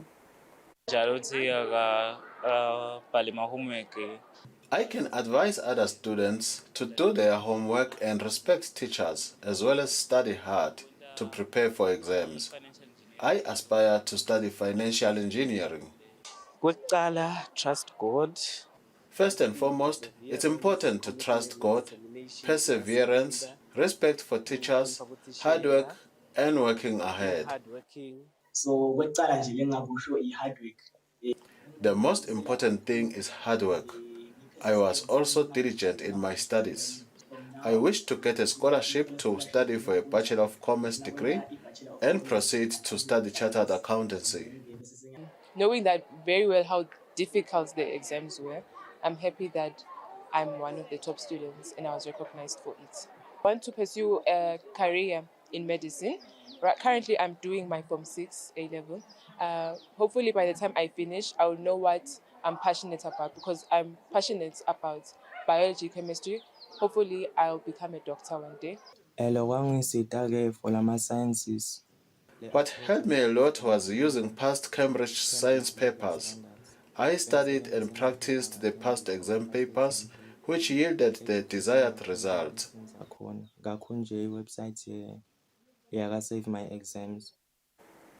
The Minister for Education and Training, Honorable Owen Ngumalo, has unveiled plans to establish a board devoted to addressing deep-rooted issues in the education sector. This decision follows recommendations from the People's Parliament at Sibaya, underscoring the urgency to address challenges within the system.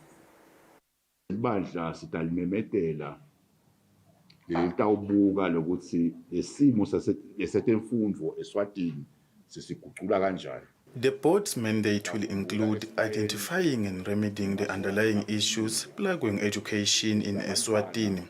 We want to find the solution towards finding a sustainable way that will bring solution to the issue of unemployment for our youth once they are done with school. We also want to find out if the current education is working for us as a country. I would like to urge every Liswati to participate because this is not just an issue for the ministry, this is a national issue. The past few weeks, the cabinet ministers visited schools and we found a lot of issues on the ground. The board will be announced in 3 weeks because the cabinet has given this idea a green light. Former Hosi Member of Parliament Mduduzi Baqede Mabuza and former MPC Member of Parliament Mthandeni Dube have added 2 more advocates in their defense team. The 2 added advocates are Myron Durance and Bashini Rojin from South Africa. The addition of the 2 advocates in the former lawmakers' defense team means that Mduduzi Baqede Mabuza and Mthandeni Dube have 3 advocates. This is because Advocate Jacobus van Vuren, who has been representing the former lawmakers, is still in the team. All in all, the former members of parliament have 5 legal representatives, the other 2 being senior lawyer Ben J. Similan and Mhleng Mabuza. The legal representatives of the former MPs reportedly approached Judge Mamsi Dlamini in her chambers, where they requested that the matter should be postponed until tomorrow at 10 a.m. The legal team requested time to consult with the former MPs. The consultation continued in Court C until after 1 p.m. The former MP's trial is in the mitigation and submission stage. What was noted during their court appearance is that their family members and individuals from different political parties were present in court. Also noted in court was Inter-Parliamentary Union Representative Rahim Khan. High Court Judge Mamsi Dlamini found the 2 former MPs guilty on their charges on June last year, after they were arrested on July 2021. For Eswatini TV News, Fortune Dlangamandla, High Court. About 100 million Malangeni worth of products have been exported under the Taiwan Trade Agreement known as the Economic Cooperation Agreement of 2018. This is according to the Manager External Trade Promotion Sibusiso Mnisi from the Eswatini Investment Promotion Authority. Mnisi said this when detailing how Eswatini has performed in the Asian markets over the years. As part of that initiative to penetrate Taiwan, just last year the government of Taiwan was able to approve 46 product lines that we can add to our Economic Cooperation Agreement. You will recall that when we signed the agreement, I think in 2018, we had only 153 product lines. So now we are happy to say that we have added 46, and that is giving us about 199. So that's a plus, for our traders, because that means more traders and more products can now be exported to that market. And what one can say is we are hoping that it's going to increase, our exports to that region. We have noted and appreciate, the fact that currently we have over 100 million that is being exported, to that market in Taiwan, taking advantage of the Economic Cooperation Agreement. But one is hopeful that we can increase, because when we signed the agreement again, we were talking about less than 5 million in 2018, but the figures now are over in the region of 100 million. The target that we have, as APA, really is to increase to any number of our exports, but we also acknowledge, that we import about 200 million from Taiwan. The National Marketing and Agricultural Board says it has programs and financing solutions in place to help small and medium enterprises.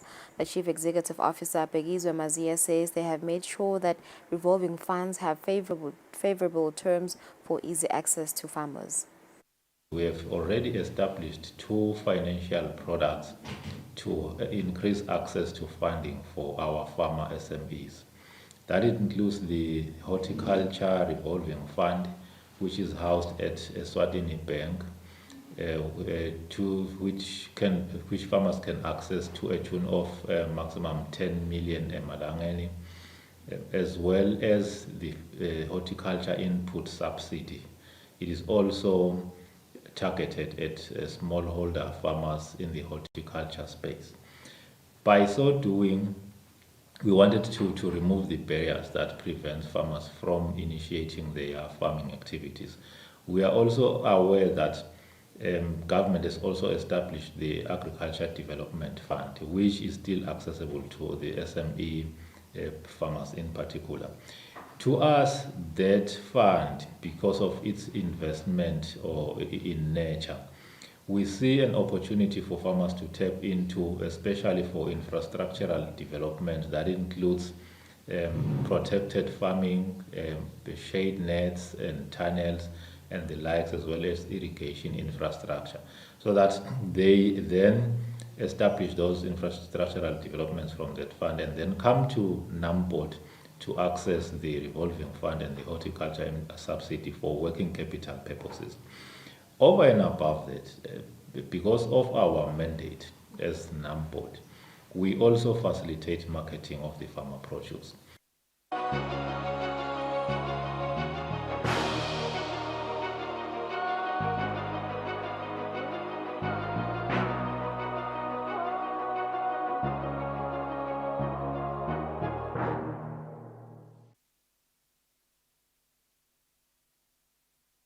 In international news, a heightened Russian offensive in eastern and southern Ukraine saw them capture the key town of Avdiivka last week in a major boost ahead of the second anniversary of the February 2022 invasion.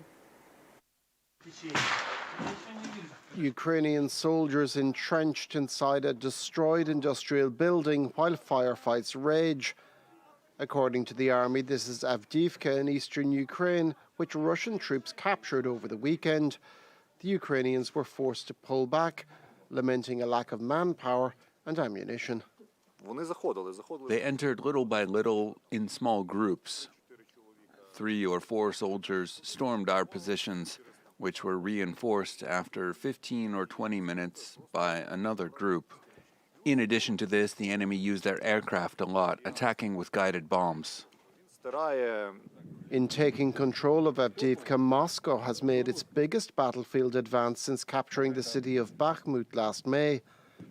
Russian troops intensified operations in the south and east, particularly in the village of Robotine, but a tank column came under heavy bombardment by Ukrainian troops, suffering heavy casualties.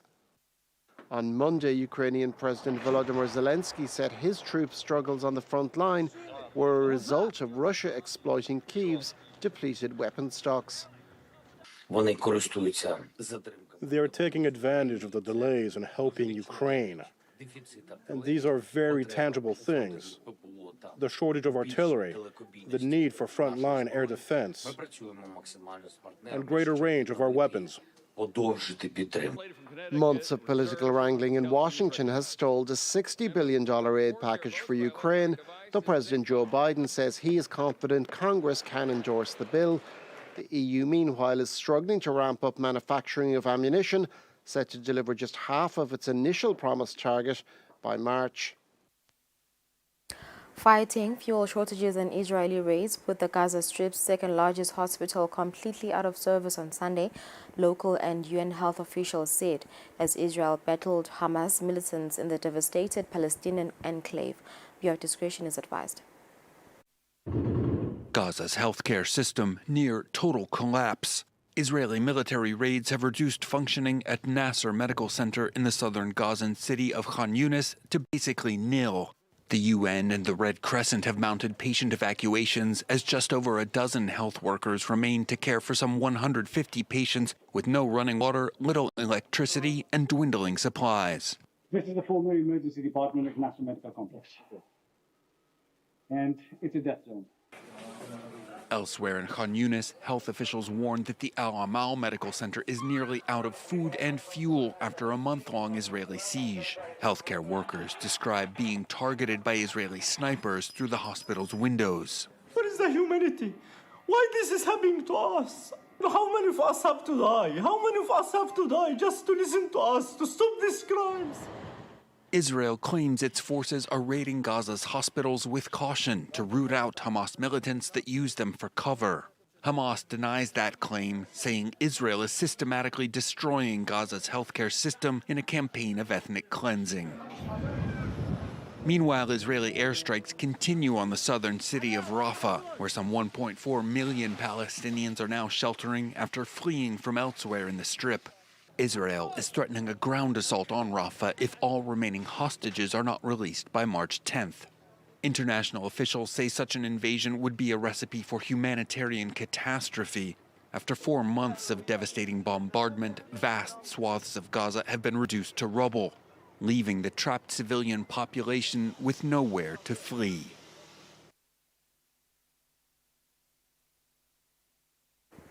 Even as the threat of famine stalks the war-ravaged Gaza Strip, Israeli protesters have gathered repeatedly to stop desperately needed aid from getting into the Palestinian territory. For weeks, protesters have been gathering in Israel near the Egyptian border to keep desperately needed aid from getting into Gaza. With trucks lining up, aid has all but stopped flowing into the territory, and this group of demonstrators wants to keep it that way until Hamas releases the hostages it kidnapped on October 7th. It's completely immoral to demand today that Israel send humanitarian trucks to a population that supports Hamas, a population that also holds our hostages, a population that collaborates with the enemy. We are at war. Meanwhile, the crisis inside Gaza only gets more dire. A new report says hunger is soaring across the territory, with 1 in 6 children under the age of 2 suffering from acute malnutrition. The crisis is more pronounced in the north of Gaza, which has been almost completely cut off from aid for weeks. Children are crying. They're crying from hunger. We don't know what to give them. We can't find anything to feed them. Please help us. In light of the growing crisis, the United Nations Children's Fund, or UNICEF, issued a warning saying the Gaza Strip is poised to witness an explosion in preventable child deaths, which would compound the already unbearable level of child deaths in Gaza. With about 2/3 of families in Gaza limiting meals to 1 per day, experts say there's a high risk that malnutrition will continue to rise.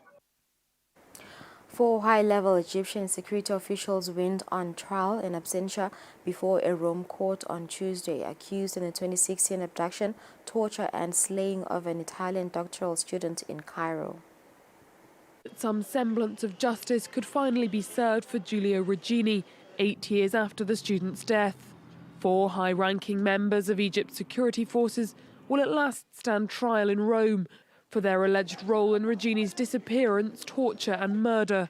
But considered untraceable, they will be tried in absentia and, if found guilty, will not serve any sentence. The 28-year-old PhD student at Cambridge University had been researching independent trade unions in Egypt and had written articles critical of the government.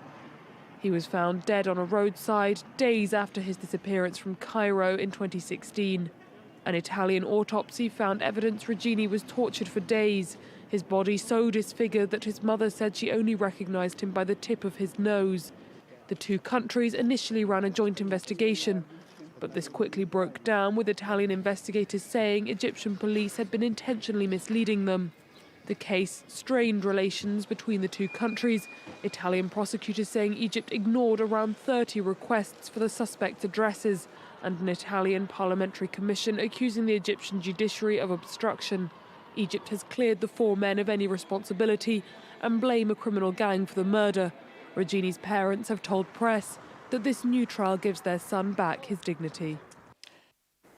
South Korean hospitals turned away some patients and delayed surgeries on Tuesday as hundreds of trainee doctors stopped working in a protest against medical training reforms.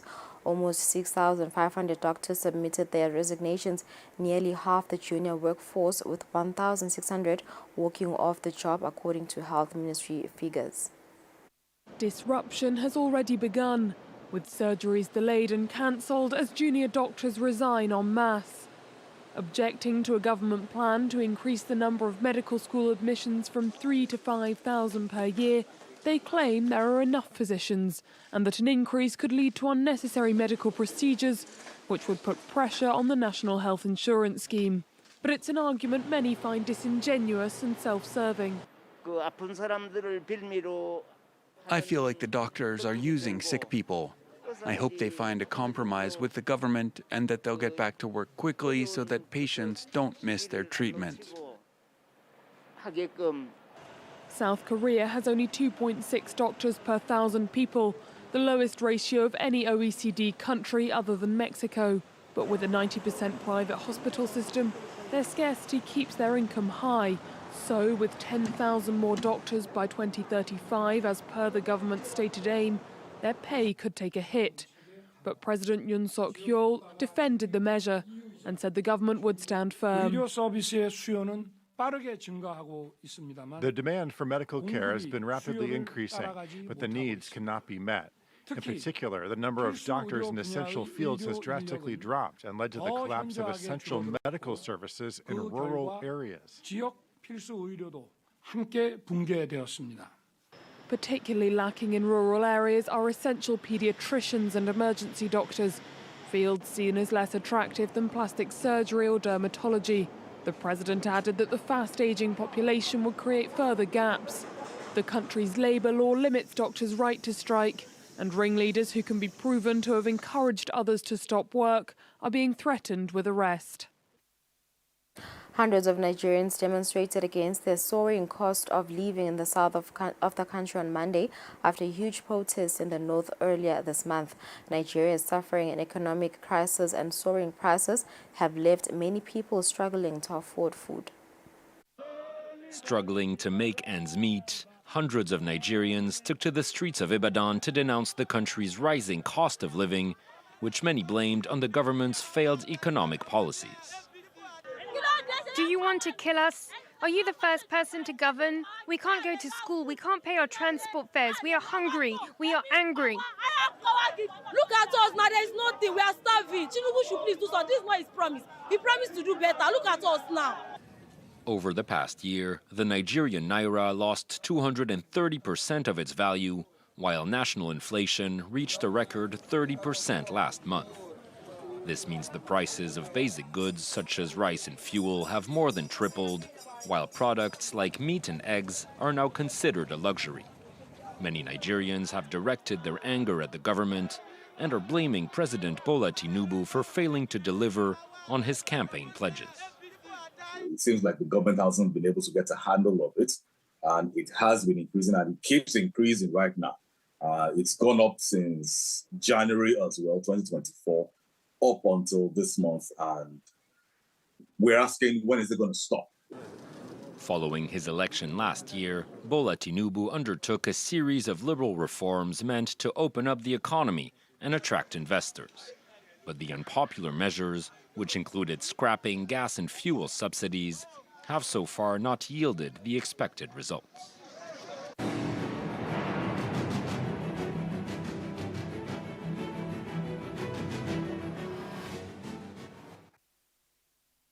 In our sports news, Sihlangu Semnikati has been drawn against Somalia in the preliminary round of the 2025 Africa Cup of Nations qualifiers to be staged in Morocco. The first leg will be played in Somalia on the 20th of March, with the second leg on 26th. The draw was held in Cairo, Egypt at CAF headquarters. Following the completion of the 2023 Africa Cup of Nations held in Ivory Coast this year, preparations for the 2025 Africa Cup of Nations to be staged in Morocco are already underway, with the draw of the preliminary stages taking place on Tuesday afternoon in Cairo, Egypt, at CAF headquarters. Sihlangu Semnikati, under the preliminary round stage, has been drawn against Somalia. Sihlangu played the same team in last year's preliminary round, beating them 5-1 in 2 games. On home soil, Sihlangu won 2-1 when both Sabelo Nziniza and Fanelo Mamba scored. Then the second leg in Somalia saw Sihlangu winning 3-0, with the likes of Sandile Gamedze, known as Savura, and Bongingo Simanyovu Dlamini being on the score sheet. The first leg, Sihlangu will visit Somalia on the 20th of March this year, with the return leg being on the 26th of March this year, when Sihlangu hosts Somalia. In other games, Sao Tome will play South Sudan, while Chad will play Mauritius. Djibouti will play Liberia. For Eswatini TV Sports, Fabrice Msonera, pictures sourced from CAF. Coaches of the top 4 teams in the race for the 2023-2024 MTN Premier League have vowed to do everything they can to win the coveted MTN Premier League trophy. There is only a difference of 2 points between number Young Buffaloes and number 4 Mbabane Swallows. Following the completion of the 2023 Africa Cup of Nations held in Ivory Coast this year, the race for the 2023-2024 MTN Premier League is getting heated up, with 17 games in the league played so far out of 26 games in the season. The 4 teams that have the closest chance to lift the title are Young Buffaloes, who are seated at the top of the log with 32 points. Team head coach Manda Dlamini says they want it more than any other side. No, lena siyitsinga mbamba. Uyangiphatha siyitsinga mbamba. Sengicedzile, sayitsinga. Royal Leopard are second on the log with the same point, but Buffaloes are ahead with the goal differences. Leopard were seated on the chair for a period of a fortnight, and coach Edwin Matsebura says his side will have to be consistent if they are to clinch the league. Because a championship, you need to be consistent.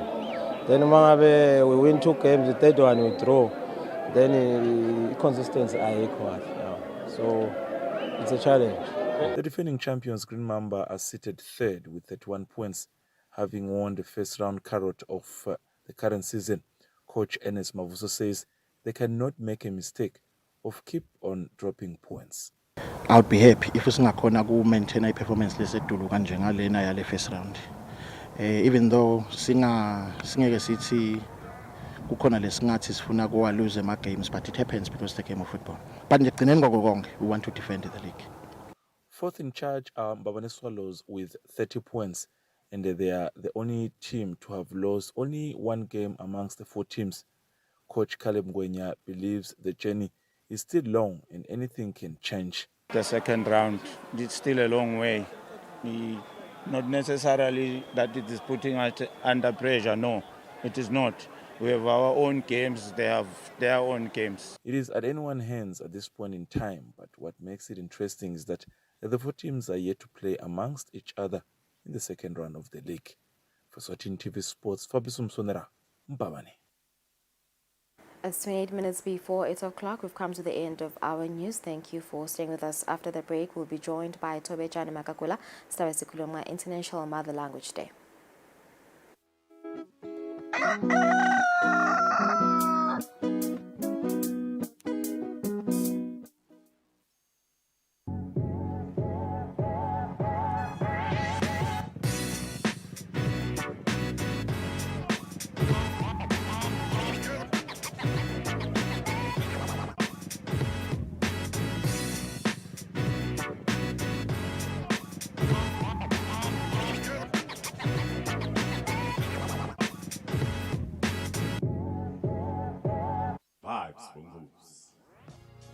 Studio One is back on your screens with brand new episodes.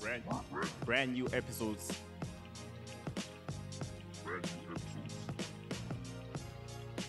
Catch your favorite local artists, live performances, your movers and shakers, the hustlers, doing the work. Entertainment news, local and international, nothing but fresh vibes every Saturday at 6 p.m. Let's go. What are you doing on a Saturday evening? We got nothing but the best.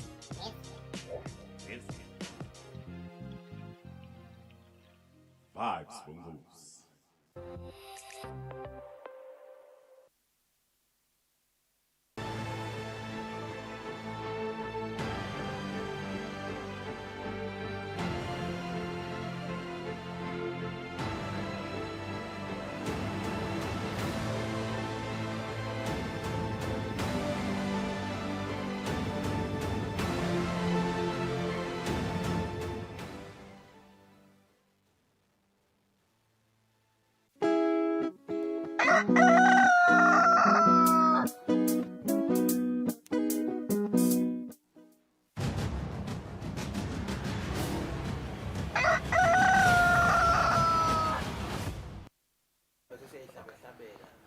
Siphinze sinamukela ehlelweni bongosi lisuku lolukhulu lamhla emhlabeni wonke jikelele lisuku ke lolibitwa ngeInternational Mother Language Day. Nathi ke lapha ekhaya siyathi ukuthi sinalo lolwimi lwesiSwati le solo liyalondvolodwa kunetinhlangothi letiningi letisebenta kona ukuthi lolondvolodwe lolwimi lwesiSwati namasiko onke nje, kodwa namuhla sifuna ukukhulumisa kakhulu kulondvolodwa kwalo lolwimi lwesiSwati. Sinayeke Tobe Jani Makakula longumcambi weBabukisi Foundation labathi ke lwati nebuve ingcebo. Siyathi ke ukuthi nasikhuluma ngelwati nebuve ngaphasi kwaleso samblelo leso lolwimi lwesiSwati luvele lukhona. Sikwamukele mphambeni elohlelweni. Engabe kunjani nomhlekuseni? Siyabonga Mngoni. kwamukeleka ngivusele futhi nanababukeli beluhlelo siphila impela sesaka. Cha kuyabonakala Thombeni. Elisuku lalomuhla lumcwa kakhulu ngiyahlowe ukuthi uyalithakasela kakhulu ikakhulu ngoba lubuka lolwimi lwesiswati kulondolodwa kwalo. Engabe kubaluleke kangakanani engcenye nje singafiki la ukuthi kubaluleke kangakanani losuku lwalamuhla silethabela kangakanani? Ngiyabonga kakhulu Mnguni. Cha umuntu aqale nje ngikubonga ngokucala ukuthi kube nalolu hlelo lolo la khona sitawuteka indzaba yelulwimi lwesiswati ikakhulu katonga phela singemaswati siphile Eswatini futhi manje ke lolwimi lwesiswati kufanele ukuthi vele silukhuthalele kulisebenzisa silukhulume ngayo yonke indlela. Luhle ke losuku lalamuhla siyalithokozela ukuthi lesuku la khona ngalesingisi imali nje ushito nje ukuthi i-Mother Tongue Day ngila khona umhlaba wonke ugubha indzaba yelulwimi lwemdzabo. Singasho nje ukuthi cha luhle kakhulu nekuthi vele ke sisatayiteka nje lendzaba umuntu angasho ukuthi awu akasuye gobela ngisuye gobela usukumbe sengathi konke yini nami ngiyahamba ngimunye kubantu abadzala la ngibuta khona basichushise ukuthi oh bafana ibambeni kodwa ibambeni kanje kumbe nje ngalungisa nje phela simaswati nje Mnguni siyavunulisana njoba uyiteka kanje indzaba ufaka singeniso lapho oh sitawukhulumisa indzaba yelulwimi lwesiswati.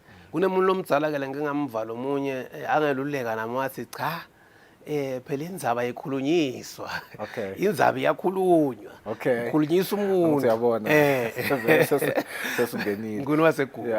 No ngiyabonga Mthombeni ngifuna sikucoce nyalo indzaba yekubaluleka kwako kulondoloda lwimi lwesiswati kubalulekeleni sovetele ukuthi siyalijabulela losuku kubalulekeleni ukuthi vele silondolode lolwimi lwethu ngalokungangabateki Mnguni vele kubalulekile ukuthi silondoloze ulwimi lwethu ngoba lolwimi lwethu ngilolo liqhaza thina lokho ukuthi sibobani ngani ngoba tonke tive netulwimi tatu labo makhelwane nje kumbe South Africa ngathi banetulwimi letisemthethweni kumbe tilishumi nakunye yini into enjengaleyo ndawubekisa emaXhosa athetha azawu uyathetha Mfondini nabo bayathi chaza ukuthi oh sikhuluma isiXhosa siyathetha nemaZulu nawo akhuluma isiZulu sakabo nebetswana nawo bakhuluma nathi ke kubalekile ikakhulu kati kunaba labasemva kwethu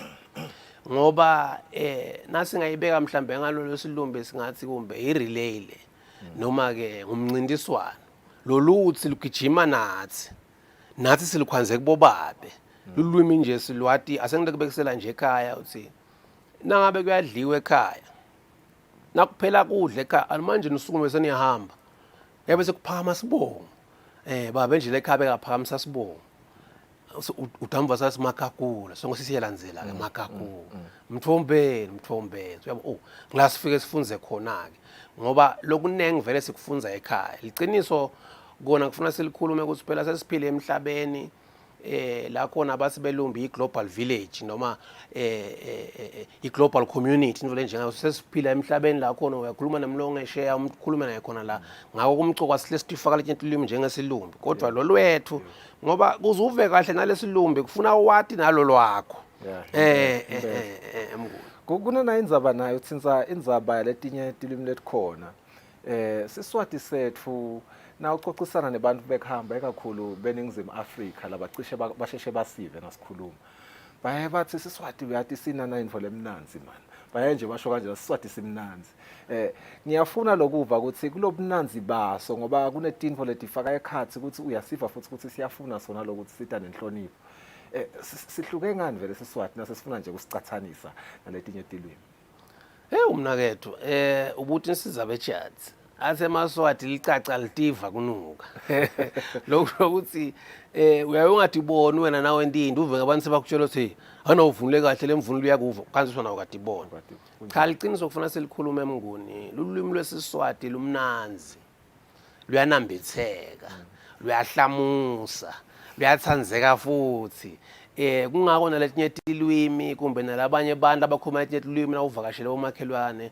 uva sebathi hayi khuluma lento ngeke ngafika nje kaZulu Natal ngivakashele omunye umhlobo wami lelokwana le ePietermaritzburg nansi ngiyakhuluma bathi hayi uyazi ukhuluma sokomdala ukhuluma sokengane ngeke evana lomunye ngathi uvele limelika lithi oh the Swazi language is a sexy language ngisho ukuthi lulwimi lolumnanzi lolo ngiyakhumbula nje sasikhona le eThekwini sihleli ke etafuleni likhulu kuyadliwa lapha emachibusi nani sekuthelwa ke lokuthelwa mina ngithandzana ko tomato sauce manje kungale kulolo munye jalo behle la tafuleni ngise mina ke tomani ungivete sina na tomato ngemane ngiphutshude lana bahleka la tafuleni bathi ukuphutshuda baqabulwa nje ngilo lokusho ukuthi kufuna sitigcabe bathi ke labafundzile labahle bafika bangena nesikolweni you don't realize a good thing until you lose it so uyayungatiboni ukuthi oh maye lapha nginento lenhle ngineligugu nginenzo leligugu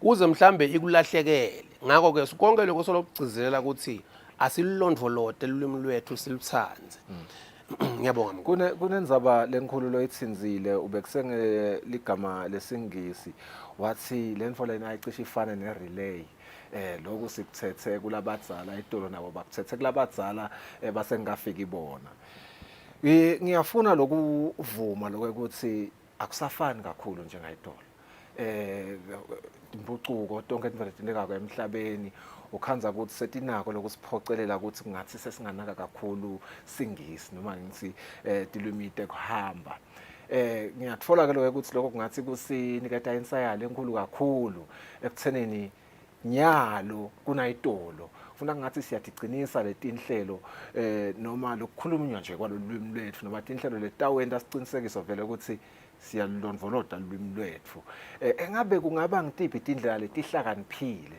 lesingatisebenzisa ingcenye emakhaya emimangweni emisebentini singemaswati ekuthenini ulwimi lwethu luyalondvoloteka nangemambala njengoba sawuvetela ukuthi relay phela lena uteka yona mnguni awu indzaba kukhanya ukuthi inkulu le loyitsinzako ngani ngoba vele silive kumbe ngathi silivekati leAfrika sinaleyo ngcinamba leyo nsayelo kukhanya ukuthi njoba ngichazile nje ukuthi sesiphile emhlabeni nyalo lomkhulu kodwa uphunza ube mncane ngokuthi sesiyakhona ukukhuluma nalabantu labakhashane letinye tilwimi vele sekukhanya ukuthi timcoka njengalesingisi etikolweni nje kufundwa tingisi kufundwa tiFrench kufundwa kwendelwa kwona sinakwendekile wavakasha waya kuphi ukwathi ukukhuluma ngawubiyele emagameni ebantu labadzala njengenkosi uSobhuza wesibili leyathi awube kunene live lisachubeka lisathuthuka liyembili asikuthathe lokho lesikubona ukuthi kungasisida kodwa lesibona ukuthi wetekwasisida singemaswati asingakuthathi ngithini ke ngithi cha mnguni vele kumcoka kokonke ukuthi sibe netindlela esitathisebenzisa abone nje kadzeni sisakhula sasinemidlalo yaseshashalazini lapha esidlala khona luyaqina ke lulwimi ngaleyo ndlela leyo uyabona sidlala intshuba sidlala lokwa nalokwa tikotela nani luyaqina ke lulwimi ngathi mina lenye indlela engafuna siyisebenzise ubuyela khona ekutheneni sibuyele kule midlalo yaseshashalazini sekuhlupha nje lokuthi lamalanga sesabade isikhathi makuvuka lokwa nango sowuhambile babuvuka lokwa nango sowuhambile nebantwana kushaya sikisi ibhaka sowusemhlanje sowujakela esikolweni uyabuya ngala udziniwe ngemva kwalokho uhlalela mabona kutse bengathi ke mina mnguni kumba sakhe tinhlelo lesitathwaka kumabona kutse letawufundzisa lesive semaswati sicale lephasi kula labancane njonje siswati sinetisho netaga uyavuva nje labathi umtsenze uhlaba usamila lugotshwa lusemandi losho ukuthi kufuna siyifakele phasi sibabukisi ke kunalenye luhlelo leseluqalile lwekwakha bopopayi labakhuluma siswati kumbe nje batawubonakala kutse madude ubona Popeye ukhuluma siswati lomunye uhamba yobutheka lomunye uyemhlangeni lomunye kunjani sendela kusilabantu bethu nababuyela etikolweni bangapha kubukela letinto letikhuluma silungu kodwa ababukele naku lokukhuluma siswati lutongena lolwimi kancane kancane lubangene lube la kubo lube ngibo angamambala kunana indzaba naye ke lo itsinzako usatsinza nje labo Popeye ukuthi batawubona abantu baye emhlangeni babone lo mnye uyawubutheka engcenye sitawubona nalaba enkwaleni siyathwala ukuthi vele lo lwimi lwethu lukhungelwe kuwo emasiko ethu njengoba sithi amasiko eSiswati lolwimi lwesiSwati ngifuna singene kakhulu endzabeni yetingoma ngoba siSwati asikhulumi nje kuphela njengoba sicoca nyalo sobabili siphinde sihlabele netingoma kanti ke kule tingoma lolwimi ngathi lusentshetiswa ngendlela lehlukile elengingasho ukuthi iyafundzisa kulesinye isikhathi ihlakaniphile engabe lusentshetiswa kanjani vele la kuleti ngoma lesingasho ukuthi secishe kuhlukile lana sikhuluma lokusesihlabela Ngiyabonga kakhulu Mnguni le indzaba lemnanzi leyo loyitsinzako lelinoni yanongotela nje impela lethi ngoba tesiswati ngoba ngete wahlukanisa tingoma tesiswati nelulwimi lwesiswati ngoba tihlatshelwa ngalesiswati tihlatshelwa futhi ngelamaswati tihlatshelelwa emaswati manje ke Mnguni ngawuphinze ngibuyele emuva athi emaswati indlela ibutwa kulaba sembili ngisho ukuthi nangisho njalo ngisho ukuthi ke ufuna kunento ufuna sifunze kubelumbi letindle bona nje banemitapo yetincwadi ema libraries laba mbavule khona bafunze sine sinebantu labadzala basina kufe la eAfrica basina kufuma lo mdzala kufanele sikusho library noma umtapo wetincwadi labantu labadzala basekhona mina ngisho ukuthi asibakhuthaleleke bavusela sibute lokho lesingakubuta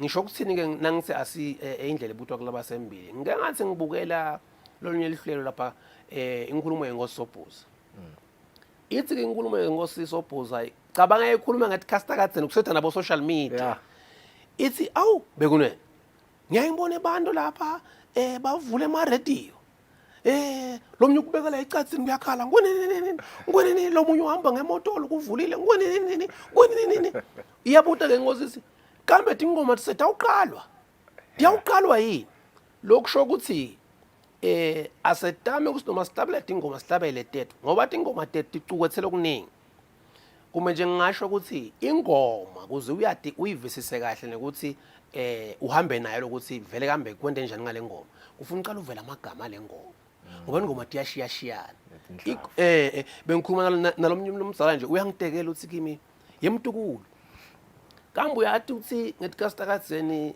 emaswati kwakude lento kuthiwa stress uthi uthini kambe gogo uthi phela ngikutshela indzaba ngithi usho ngani uthi kadzeni bewusina ukhathatekile nemaswati ekhaya noma kuphi utawuva umuntu asaqala ingoma lekhuluma ngalesimo lakiso angindakubekisela nje ulijanje wena ulikho nje kumbukano yentombi ihamba le ntombi iyakwala ikwalile le ntombi siyakulilela awuncesi imihlolo yakho lena uphinza ugano wangilenye nayo iyakwala hawu Mnguni kwente njani uphinza ugano wangilenye nayo iyakwala awu selikhombo ke leli ngoba gogo yangitekela ukuthi kunemehluko emkhathini wemihlolo nelikhombo imihlolo ngilento lemane kwenteke nje yabona ingagadi kepha nayitapho kwenteka hawu selikhombo lelo sekuyakuvama manje ke utawuthola lijake la sela lwethi intombi mhlambe dimbili dinzathu selicamba ingoma lija liyahlabelela nje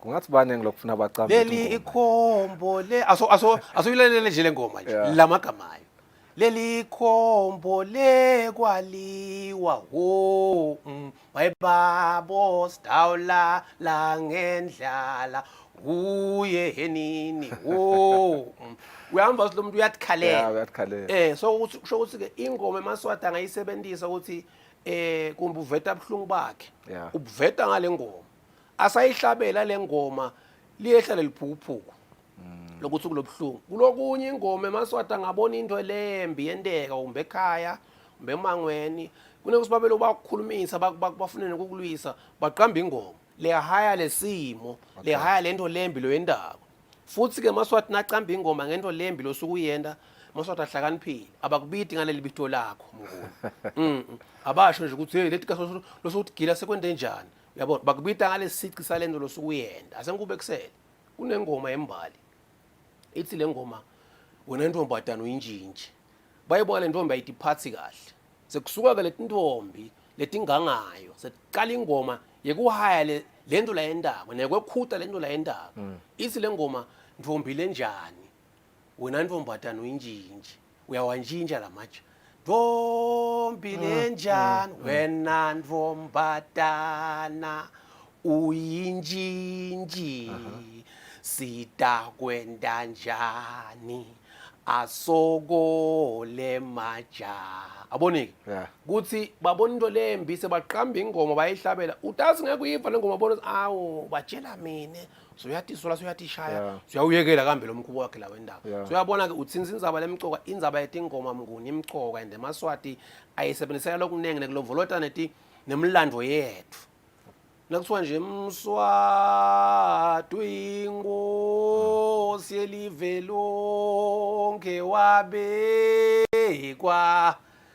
wabekelwe Maswati chamba lisike maleke yimlando leyo kwafika abelungu bachamula lesingabathi bafike balisika live emalekeni nawe lapha emsamo uyobuka kumbe emamephe live uyabona le live la lelikhulu lahamba liyofika nakubona sport nakuphi kuphi baqhamuka belungu baqhamuka basichamcham base balisike emalekeni uyabona kambe le ngoma isitekela ngemlando so ke vele indzaba yetingoma mnguni imcoka kufuna ukuthi vele tingoma tisiswati sitihlabele Lengu tfolaka usafundzisa ngale tingoma solo sikhuluma lona lulwimi lwesiswati indzaba loke wayitsinza kancane ethombeni indzaba yetisho netaka lotfola ukuthi kule tingoma kuyasetshenziswa naloko tisho netaka ngiyafuna ukuthi kube into lesitayikhulumisa naleyo tisho netaka tisetshenziswa kakhulu sifundza nekutifundza esikolweni kodwa kungathi atisasetshenziswa ngalendlela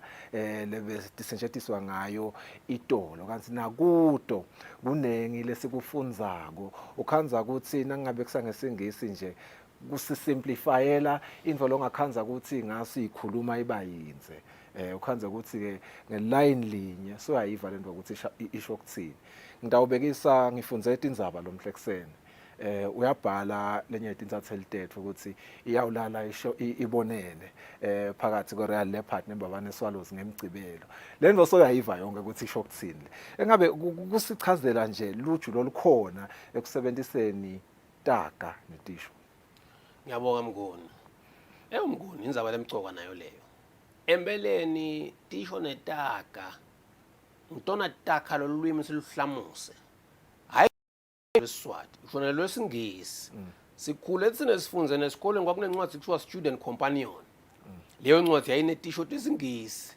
ngoba le tisho ngito letaka lolwimi ukuthi lube mna asente kubekisela umnaphekako na umnaphekako uba netinongo latifakako kuze kudla lokudla kwakhe kunukelele bese kuyanambitheka sekuyahlamusa abo nje lipolish mawulipheka ungakafaka liswayi uvobani labadzala sebathi oh liyabanza libe lishisa oh ilipolish liyabanza lento wayini lithi swayi alinambitheki angathi uyangiva ngikuthi manje ke netisho ke mnguni tenda lolwimi lube mnanzi linambitheke kodwa ke netisho mnguni lokele ufuna sikusho nginako ukhulume ngensayethi ngcinamba live lisachubeka lithuthuka liyembili siyabonga ingonyama yethu umswati lokukhaya ukuthi live vele lifise ukuthi lithuthuke lize liyofika embili live lisathuthuka liyembili kufuna singakubalekeli ukuthi vele tikhona tinto letingithi temdzaba lokukhaya ukuthi tiyahamba tiyancipha kancane kancane azengilobekisa ukuthi ngikhuluma ngani letisho leti tesiswati letiningi tithathelwe kule mpilo yethu singemaswati asengilokubekisela nje nicoca nemuntu uba uyalalela ungathi uyangengayenga uyabona nisakhuluma sokuthi awusilo umuntu awu yini kambe ngathi songisengela letemithi sisho leso angithi manje kuze uqondisa sisho kuthini sisho leso nakase nje umuntu ungisengela letemithi sho soqala kungitshele manga usho kuthini ukusengela letemithi anzi kusenga uyakwathi kambe mnguni kusenga libisi ingomo lana yemithi iyaphakatha lombele uzujabule lo wethemba uthi oh yathi vele ngawuthola libisi nawuthi uya lapho ukhanze libisi njani good kodwa iphakethe yona lusho silapha na emithi ngakuye ngengoma ukuthi kunelibisi nakatasuka umuntu ngisengela letemithi anganomyangiva uthi wenda ngazuthi kuneliqiniso kani ungifihlele induke emcu angathi noma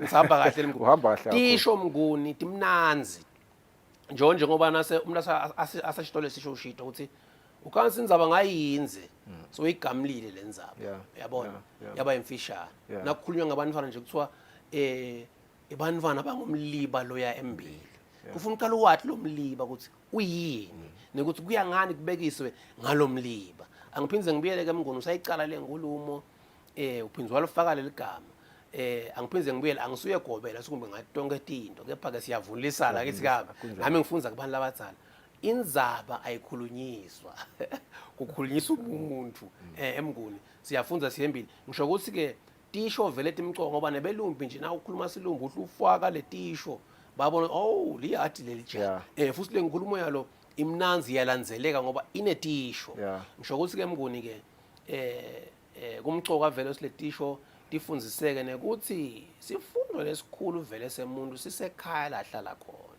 kulabantu lasuka hlala nabo ngoba umuntu ufundziswe ekhaya kabe edladleni abe sufundiswa ngilomango nawubekisa nje bantwana balapha ekhaya badlala mina babo abangikho kunabo makhelwane sibabona abantwana sebadlala ngemlilo uyabona bathi awumethe umakhelwane yena abantwana ningabodlala ngemlilo eceleni kwendlu yabona uyabona ukuthi oh labantu abakhuliswa njengemi kuphela bakhuliswa nangilomama sebathi awuyekela abantwana bangasadlali kepha lamhla ukhanza ukuthi awu sesakati indlu wafaka nelubonza ukuthi lokesheya ngilokesheya yabona into lejekale nje sitisho vele timcoka mnguni ngiyabonga Tombeni ngibonga kakhulu isikhathi sakho lomhla ekseni kuloko losekhamele kona ngicanga kunenge lesikufunza ukuthi indzaba ukuthi awusuye egobela empeleni bancane labangemaswati labayayo bafune ukutisha sifuba bathi bona babogobela ngisho bangibo labo gobela kunelijala kaSimelane ngicanga labaningi bayaladi ngala lobamba nanalo luyafundzisa nje ngeSiswati nalo lithi awusuye egobela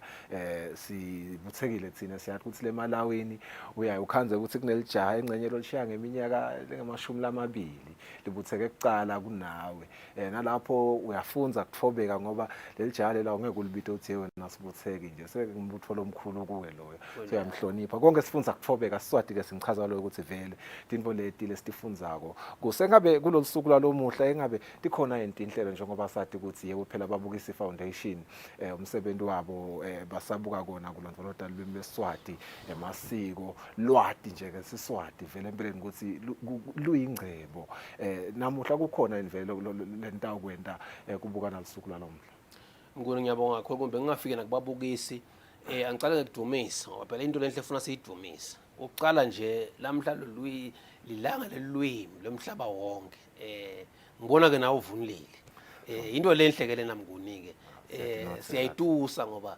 lokuvunula kuyinkulumi kwakona lokho nje lokuvunula solo sikhutsata solo sikhangisa lobungithi na uhamba nje lapha edolobheni kuphephethela umhelwane ulikhwa unje uyabona nentombi oh ijali lesibili yabona ke ngisho ukuthi siyadumisa kuhle lokunalapha estation ungathi ke nabo bangakhuthala balingisele wena nalabanye ngibabonile bavunulile ukuthi nihlale nibahle kanje ngoba phela nasisi nje sibabukisa ilwati nebuve ingcebo show sinase wadi ubambe nalobuve ucebe kakhulu namhla ke emabombo abheke ngala elibonjeni la khona litiko letemfundo ligubha lona lelusuku nase sibabukisa isithaba mtsibi munye nabo la sitawugubha khona lelusuku kunetikolo ke ngitibonile ngiseta njengala ngemoto lo bantu abesikole ngibona kuphephethela imihelwane ngajabula ngathi nako ke kufuna silento bayetayele ibe la kubi bengibo ngani futhi ngoba phela